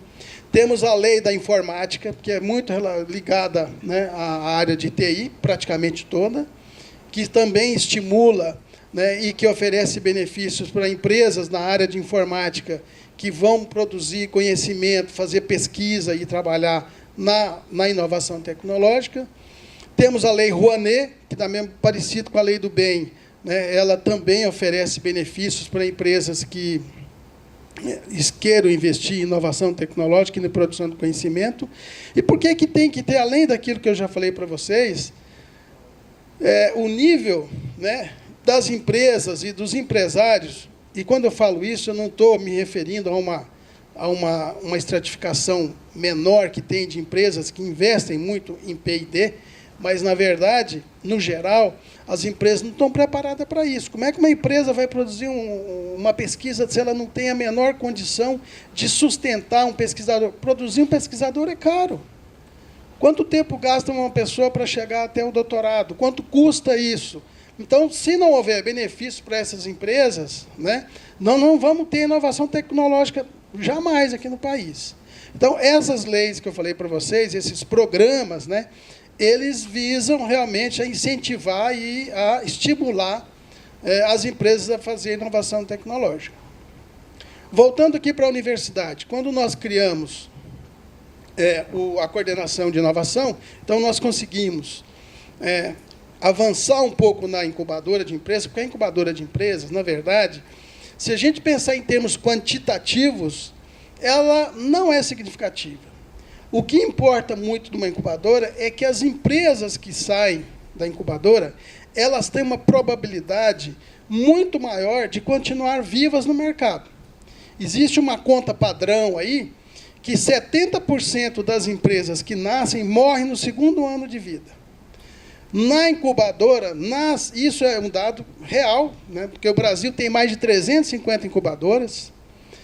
Existe uma organização que cuida das incubadoras do Brasil, que é a Amprotec, e ela tem trabalhado bastante no sentido de defender a construção de políticas públicas, né? Nós somos afiliados à Amprotec. Então, 70% das empresas que saem de uma incubadora sobrevivem após os 3, 4 anos de vida. É o inverso desse dado que nós temos de empresas que não estão preparadas. Porque o empresário não é preparado para conhecer, para tocar uma empresa, gente. Isso aí é uma questão fundamental. A maioria das pessoas que iniciam uma empresa, iniciam porque falta emprego, porque não tem emprego, não tem vocação para aquilo, não tem formação para aquilo, né? E começam a trabalhar nessa área porque quer arriscar. Então, eles não sabem fazer uma planilha de custo, de venda, né? Não sabem fazer administração financeira. Então, isso é uma coisa que, na incubadora, as empresas vão receber todos esses benefícios na forma de consultorias, por isso que elas vão se preparar. E uma empresa só vai sair de uma incubadora quando ela estiver preparada para o mercado. Na verdade, nós temos um período de 2 anos, nós damos 2 anos para uma empresa sair de uma incubadora, podemos prorrogar por mais 1 ano. Se com 3 anos ela não demonstrar maturidade, ela vai ser desligada do programa. Porque tem gente na fila querendo entrar. Tem outros empresários com outros empreendimentos lá que estão querendo. Né? A entrada numa incubadora é feita por forma de edital. Então, a incubadora, por que elas estão, a maioria das incubadoras brasileiras, estão ligadas a uma universidade? Primeiro que a maioria das incubadoras são de base tecnológica. Aonde que nós temos produção de tecnologia no Brasil? Nas universidades. A maior parte do conhecimento produzido, mais de 90%, é em instituições, que chama ICT, Instituição de Ciência e Tecnologia, que, por definição, são universidades ou institutos públicos de pesquisa. Né? Então, dessas 300, mais de 350 incubadoras que nós temos no país, grande maioria delas está vinculada a uma universidade. E aí, a entrada de uma empresa no programa não é por quem que é mais bonito, quem que é mais alto, quem que é mais baixo. É um edital. Tem que ser um edital. Os recursos para manter a incubadora são recursos públicos e não são da universidade. A universidade, ela apoia a incubadora na forma dessas pessoas que estão trabalhando lá, mas 90% dos recursos, ou mais, 95% dos recursos necessários para manter uma incubadora são via captação de recursos em projetos, em editais, que são esses que eu falei para vocês. FINEP, o SEBRAE é um grande apoiador, o SEBRAE é o maior apoiador das incubadoras no Brasil, né? O Décio é do SEBRAE, ele sabe isso aí. Então, é um edital que vai fazer todo o controle de entrada e saída de empresas da incubadora. E por que eu estou falando tanto de incubadora? Porque a incubadora é uma forma que nós temos de estimular a inovação, uma vez que a empresa está dentro da universidade e que ela tem contato direto com os pesquisadores, e isso não vai ter custo para ela. Se uma empresa que não está ligada na incubadora precisar de desenvolver um projeto com a universidade, ela vai ter que fazer um convênio. Ela vai ter que arcar com os custos disso. A universidade não tem como passar transferir esse conhecimento totalmente de graça, porque ali tem um custo. Né? Tem o custo da hora do professor, tem o custo do equipamento, dos laboratórios, tem os bens que nós chamamos de intangíveis, que são o conhecimento. Isso tem valor. E as empresas, então, que estão ligadas ao incubador, elas têm a facilidade de poder, né, entrar em contato com esse conhecimento e transferir aquilo para o trabalho delas. Outra coisa que nós fizemos aqui na UFG para estimular a questão da inovação via empreendedorismo foi criar um programa de empresa júnior. Né? Nós criamos o programa com muita dificuldade, conseguimos aprovar, gastamos quase 2 anos para aprovar o projeto, o programa de empresa júnior, no Consune, porque havia resistências, né? E hoje nós temos 14 empresas júnior na universidade. São 10 empresas júnior aqui em Goiânia, 2 em Catalão e 2 em Jataí. Na FAV, eu não sei se tem empresa júnior, eu acho que não tem. Mas o que a gente tem uma ideia de fazer, e que eu já vi em outros locais, em outras universidades, em outras instituições, que seria muito interessante o aluno sair da empresa júnior, criar uma empresa na incubadora e, dali, partir para um parque tecnológico. Por que eu falei do parque tecnológico? Porque nós temos um projeto que já está iniciado, esse prédio que está aqui do nosso lado, aqui, ó, do meu lado direito, que está em fase final já de construção. É o primeiro prédio do Parque Tecnológico que nós vamos implantar aqui na UFG, chama Parque Tecnológico Samambaia, que nasceu de um projeto na época da professora Milka, que ela aprovou, na época a PRPPG aprovou um projeto na FINEP para estudar, para fazer o estudo de viabilidade para implantar um parque tecnológico aqui. Então, em 2006, nós entramos e damos sequência nesse projeto e hoje está concretizando. E tem mais uma previsão esse ano de construir mais um prédio para esse parque tecnológico.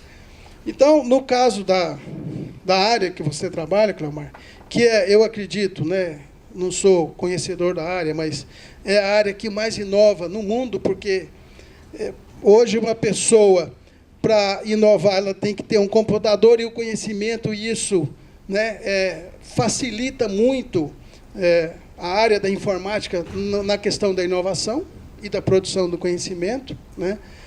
E é uma área transversal, quer dizer, qualquer tipo de empreendimento hoje não vive sem a questão da informática, do marketing, né? E é a área que você trabalha, então eu acho que seria muito interessante se nós tivéssemos empresa júnior, o aluno da empresa júnior, quando ele sai da empresa júnior, continua na universidade, mas ele pode sair para fazer um mestrado, um doutorado, enfim. Se ele já quiser, já tem aquela experiência do empreendedorismo que ele adquiriu na empresa júnior, e daí ele pode abrir uma empresa, entrar na incubadora, e depois essa incubadora vai ter que sair da incubadora, a empresa vai sair da incubadora e ela vai para um parque tecnológico, enfim. Eu acho que ela está bastante preparada para o mercado, né? Quanto tempo que eu tenho? Está acabando? Acabou, né? Bom, então, eu queria dizer para vocês o seguinte, das 10 empresas que nós temos da incubadora que saiu, né, que já saíram graduadas, dessas 10, eu acho que 7 empresas são da área de TI. E nenhuma fechou. Nós temos empresas graduadas já há 4 anos. Né? Elas estão indo muito bem, estão ganhando prêmios, estão aprovando projetos de subvenção na FINEP, no CNPq. Agora, recentemente, nós tivemos uma empresa que foi para a Suíça receber um prêmio, que ganhou o primeiro prêmio internacional, né, de comunicação. É uma empresa de comunicação, chama ITVBR, né, aqui nossa, daqui da incubadora que saiu. Temos empresas que já aprovaram projetos RAI. O projeto RAI é um projeto que, simplificando, ele é o pesquisador na empresa. Então, ele recebe recurso com um projeto que ele manda. Quem cuida do projeto RAI é o CNPq. E ele recebe em torno, geralmente, R$400 mil para contratar um profissional ou profissionais que tenham mestrado, doutorado para trabalhar na empresa. Imagine, e isso não é reembolsável, é não reembolsável. Então, esses são os mecanismos que nós temos, né, que estão estimulando a questão da produção do conhecimento e da inovação tecnológica nas empresas. Então, nós temos, em 2011, nós tivemos 6 empresas da incubadora que aprovaram projetos no edital que chama PAP Integração, que foi a FAPEG que lançou esse edital, a nossa Fundação de Amparo à Pesquisa aqui de Goiás, juntamente com a FINEP, lançaram o edital, e nós tivemos 6 empresas da incubadora que aprovaram projetos de R$400 mil cada uma, para contratar mestrado, doutorando, profissional com mestrado ou doutorado para trabalhar nas empresas. Então, essa é uma forma efetiva que nós temos de estimular a inovação tecnológica, né? Eu tenho certeza que, se nós somarmos o que nós temos de empresas ligadas a instituições de pesquisa no Brasil e que podem fazer uso desses programas de apoio, de estímulo à inovação, nós vamos mudar o quadro, talvez a médio prazo. A curto prazo, realmente, é impossível fazer isso aí. Mas, para finalizar, professor, eu queria agradecer mais uma vez, dizer para vocês qualquer informação que vocês precisarem,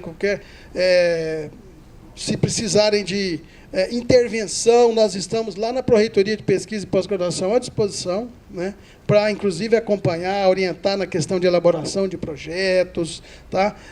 Então, lá nós cuidamos de empresa júnior, cuidamos da incubadora, cuidamos, que eu não falei também, nós temos um escritório de propriedade intelectual, né? Para vocês terem uma ideia, de 2008 até hoje, nós já depositamos aqui na universidade 35 patentes, em todas as áreas do conhecimento, 19 registros de software, tudo de professores nossos aqui, projetos nossos institucionais que geraram essas patentes e esse software, né? Então, na PRPPG, cuidamos também disso, e, além disso, cuidamos da questão dos contratos de transferência de tecnologia. Temos contratos com a Dell, temos o professor lá da informática, o professor Wagner, que desenvolveu já 3 projetos com a Dell na área de informática, né? E estamos lá, assim, à disposição para o que vocês precisarem. Ok? Obrigado.